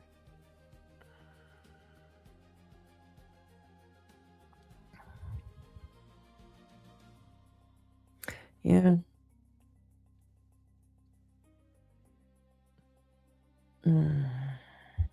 I guess it's the same vehicle, but just because they got it back doesn't. I don't know. It's very fucking. Here, you know what? They rented or Put borrowed. it in ChatGPT. What It's an older car, and this is the thing. If it's before 2015, it's not going to have the computer that they Hold on. need.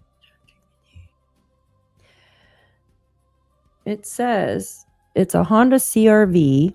Yes. How to tell the front grille, and it says the headlight shape rounded with slight taper is specific to 2007 to 2011. It's a 2009. Well, there you go, in between those dates. So what year is the one they drove off in that one day?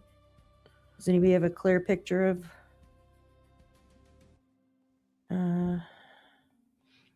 I think they're engaged as much as possible, Janice. I mean,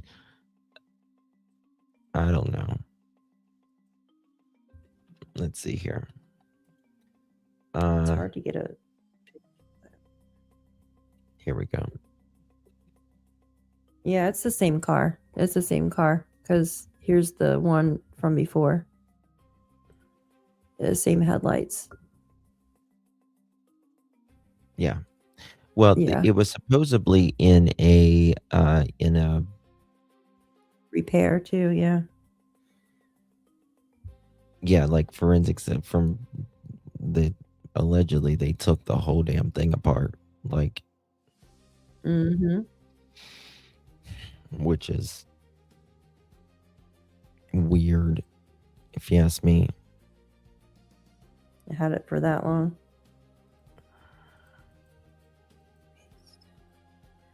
Never seen. More important than the polygraph itself.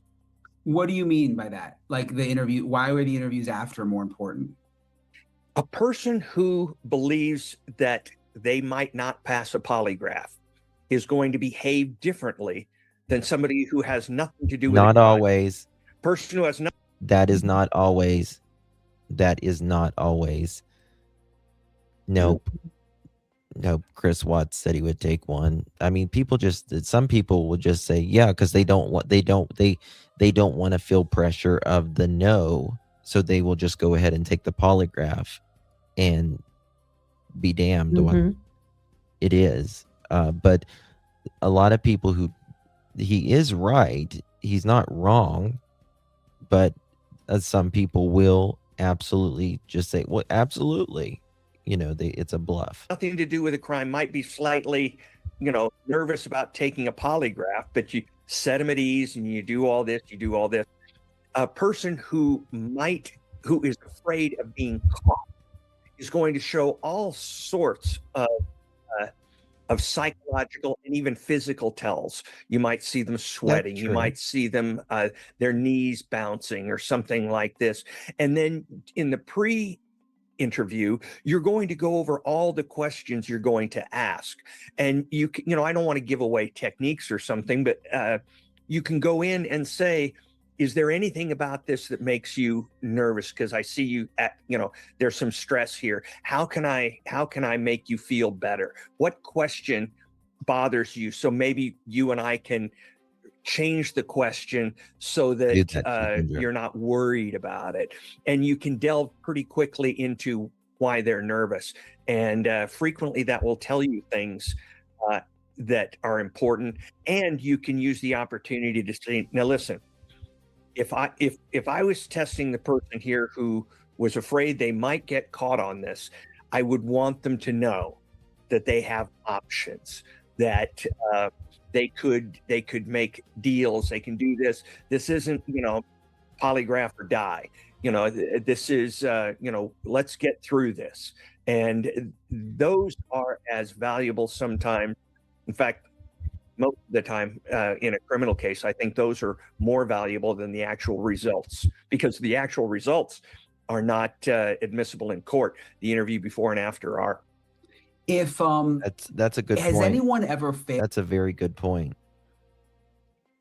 The test isn't you can't use it in court, but the interview before, what they say before they take the polygraph and after they take the polygraph are. Mm-hmm. Failed a polygraph, and then do they ever not tell them because they don't want them to know? Like, then you just know, oh, maybe this person is a suspect, but you don't actually tell them that they failed? Yeah, absolutely true. I mean, absolutely true. I'm not lying. Yeah. The polygraph is your tool, not theirs. And if the polygraph will work for you in a way that is helpful, that's what it's there for. It is not a defense tool. It is not a defense attorney tool, a prosecutor. It's an investigative tool. And so you will use the results of the polygraph or protect the results of the polygraph as best you can, because if they come up deceptive, it never says you're lying, but if they come up deceptive, then you may or may not want them to know that. Do they ask normally, well, how did I do, or what happened? I mean, I would be curious. They always ask. They always ask. It's kind of like doing an MRI and you say, well, did you find anything? Oh, right.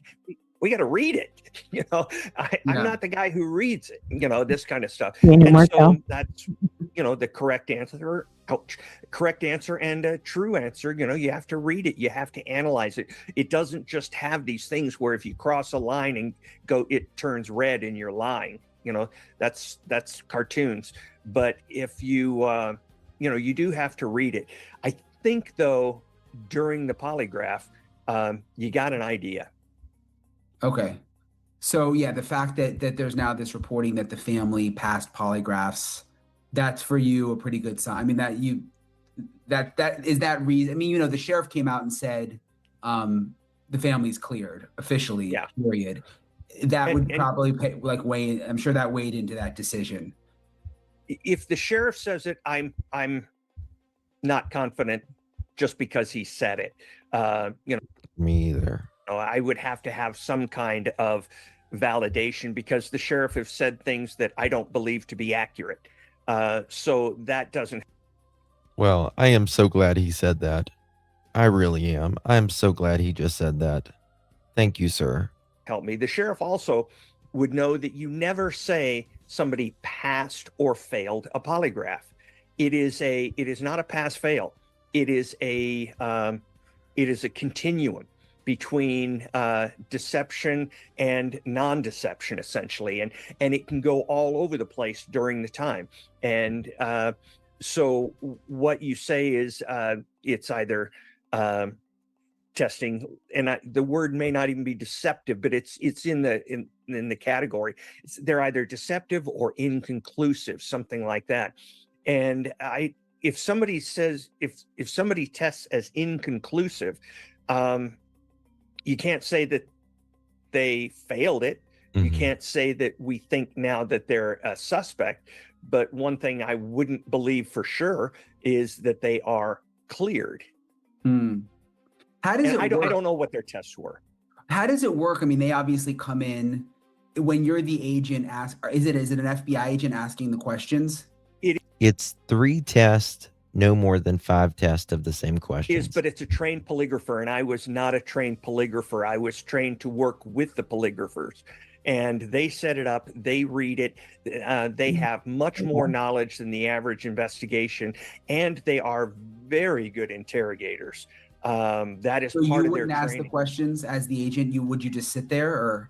I wouldn't be in the room. No. So I leave the. Okay.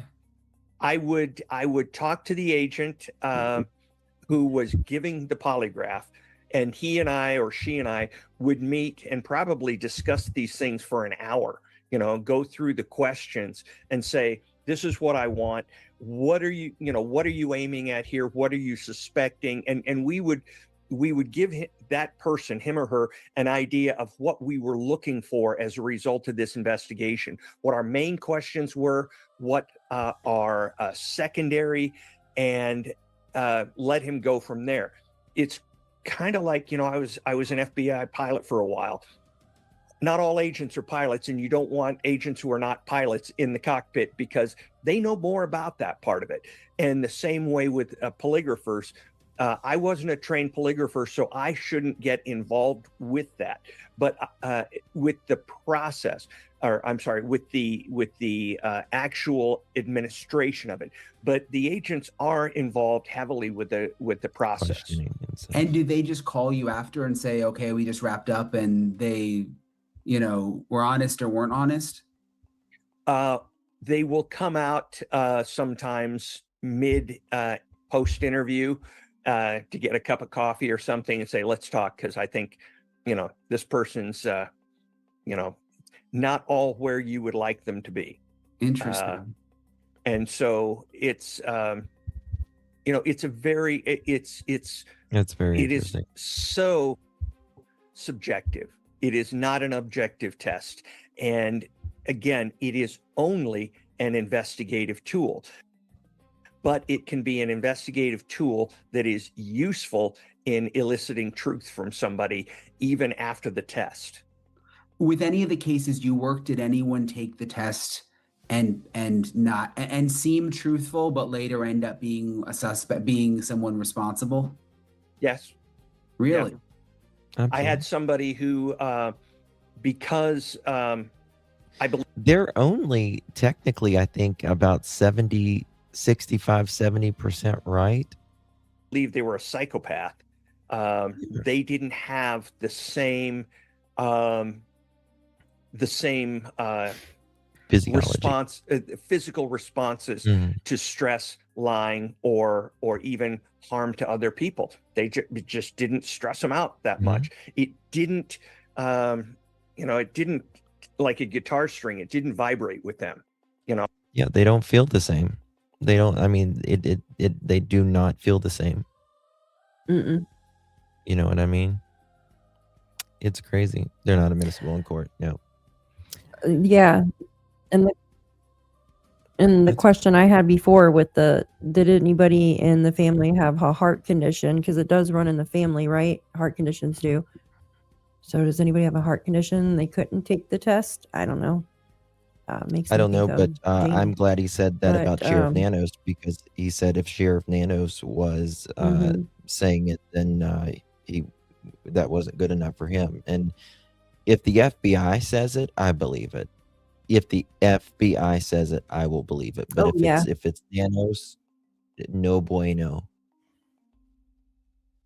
No bueno. No, I agree, because he backtracks too. Like, he'll probably come out and say, I never said that. I know people are asking a question.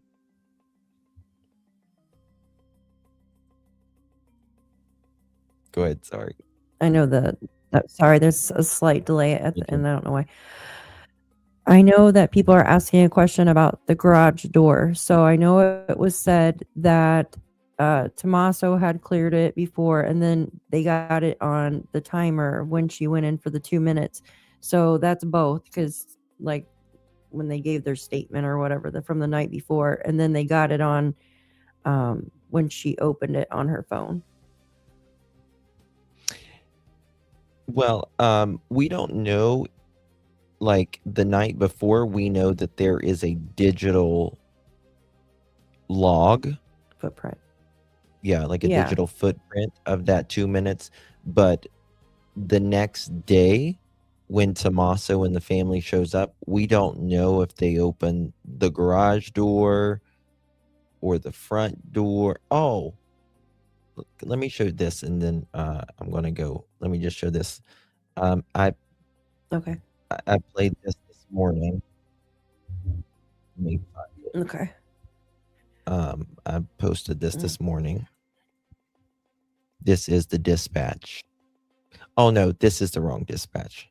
This is the dispatch of they thought someone was breaking in the other day. To me, Yeah, but this is weird. Yeah, but I don't know who it is though, right? There's other people with the last name Guthrie, and it does sound like it says Annie. No, it is that house. It is. It's them. They did call. Yes. So The that man. was the night that they got their car back. Hmm? That was the night they got their car back. Here we go. In Sam 11, that's returning to a Honda Accord, 1999, Arlene Angelica Fries. It looks like the 20s out of Nogales. It could be a Honda Accord. It wasn't the same night. 494. 594. We're on the phone with the comp. She's saying that through the cameras, the suspects went in through the back. The cameras were working. As soon as they got inside, the cameras stopped working, unknown if they're still inside. Comp does want us to check the interior if we are able to. The cameras, again, how does that happen? The cameras weren't working, and then they are working. Again, Daphne. Yeah, and I find it odd. That's the same day that they got their vehicle back. Too. This was, what day was it? I got it on The here. 15th. This was 2 days ago. Yeah, when they got their vehicle back too. What? So why would somebody try to? So was it a suspect with a Honda Accord? I don't know if even the Honda was. Isn't that the day Tommaso told people to get off the proper, or he was yelling at Yes. someone? Yes. Yep. He came out. Yep. I got that clip on mine. Yep. And again, that's what I don't get. I find it very interesting that this part. 494. 594. We're on the phone with the comp. She's saying that through the cameras, the suspects went in through the back. The cameras were working. As soon as they got inside, the cameras stopped working, unknown if they're still inside. That's just very weird to me. That all these It is weird cameras to me. are recording at certain times and not at certain times. And why are they by their house for? Right? Why did they get the text messages to see if the ransom money was deposited as well, which I thought was weird. So is somebody is it somebody they know? I don't know. This is crazy. It's nuts. They seem to be in the midst of everything for some reason. Yeah. I mean, it's true. It's weird. It is weird. When did they see the video of someone going through the back? I don't know. I don't know. They just got new cameras put on their house. That's right. They just got new cameras. New.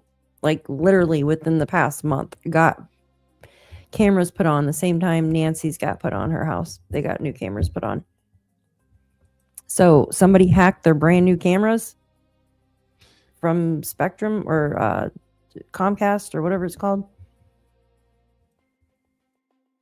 I don't know. It's weird.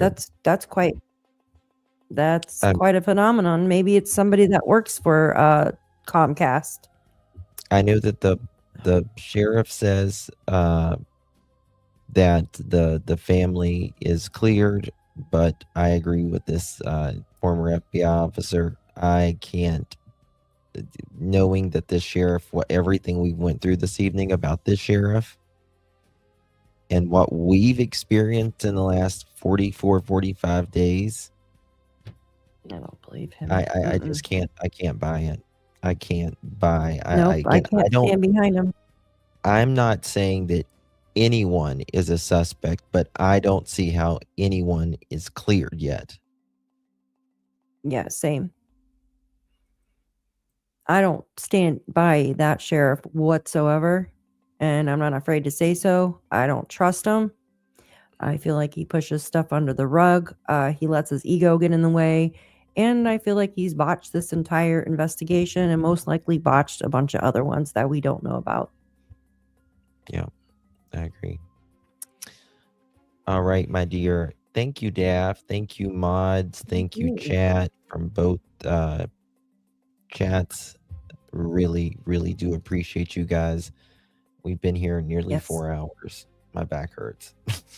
Yeah, I know. I got to use the restroom. Yes, thank you everyone for being here with us and hanging out. Thank you, Justin, for having me on today. I always enjoy myself when I'm here with you. We have a great time. Yeah, I love Justin. He's awesome. Kelly, I'm sorry, I didn't see that earlier. What was the thing directly across from the doorknob? That was the doorbell. That was an old chime clicker. Yeah. Yeah. She had asked too if it was if it still makes noise or anything, and I said, well, it could unless it's been disconnected. So we just don't know. Yeah. If they disconnected it or not. Guys, thank you so much for joining us. Make sure you hit that thumbs up button. Would consider sharing this live out. Also, a way that you can help these channels, because YouTube has screwed the algorithm recently for us creators. If you would be so kind and consider hyping, you get 2 hype or 3 hypes a week. It's absolutely free. If you don't use them, then they just go to waste as well. And also, after this video, this live stream, if you would type something in the comment section, whether it's justice for Nancy, hey Daphne, hey Justin, ask a question about the case, anything, a smiley face, would really help more than you know right now. So Yeah, absolutely. And if your questions didn't get answered, post them after the live, and we both will, we always check and we'll answer. Yes. So we we'll love heart hearing 'em. your questions. And we will heart them. You gave all 4 thumbs up. Thank you so much. I appreciate you. Thank you. Thank you so much. Yeah, YouTube has got an issue with AI lately, and it's bogging down the algorithm really bad. It sucks. I don't know what's going on the past month. Yeah. Thank you guys. Thank you. All right, guys. God bless each and every one of you. Thank you again, Daff. Thank you so much, and good night, Justin. Thank you.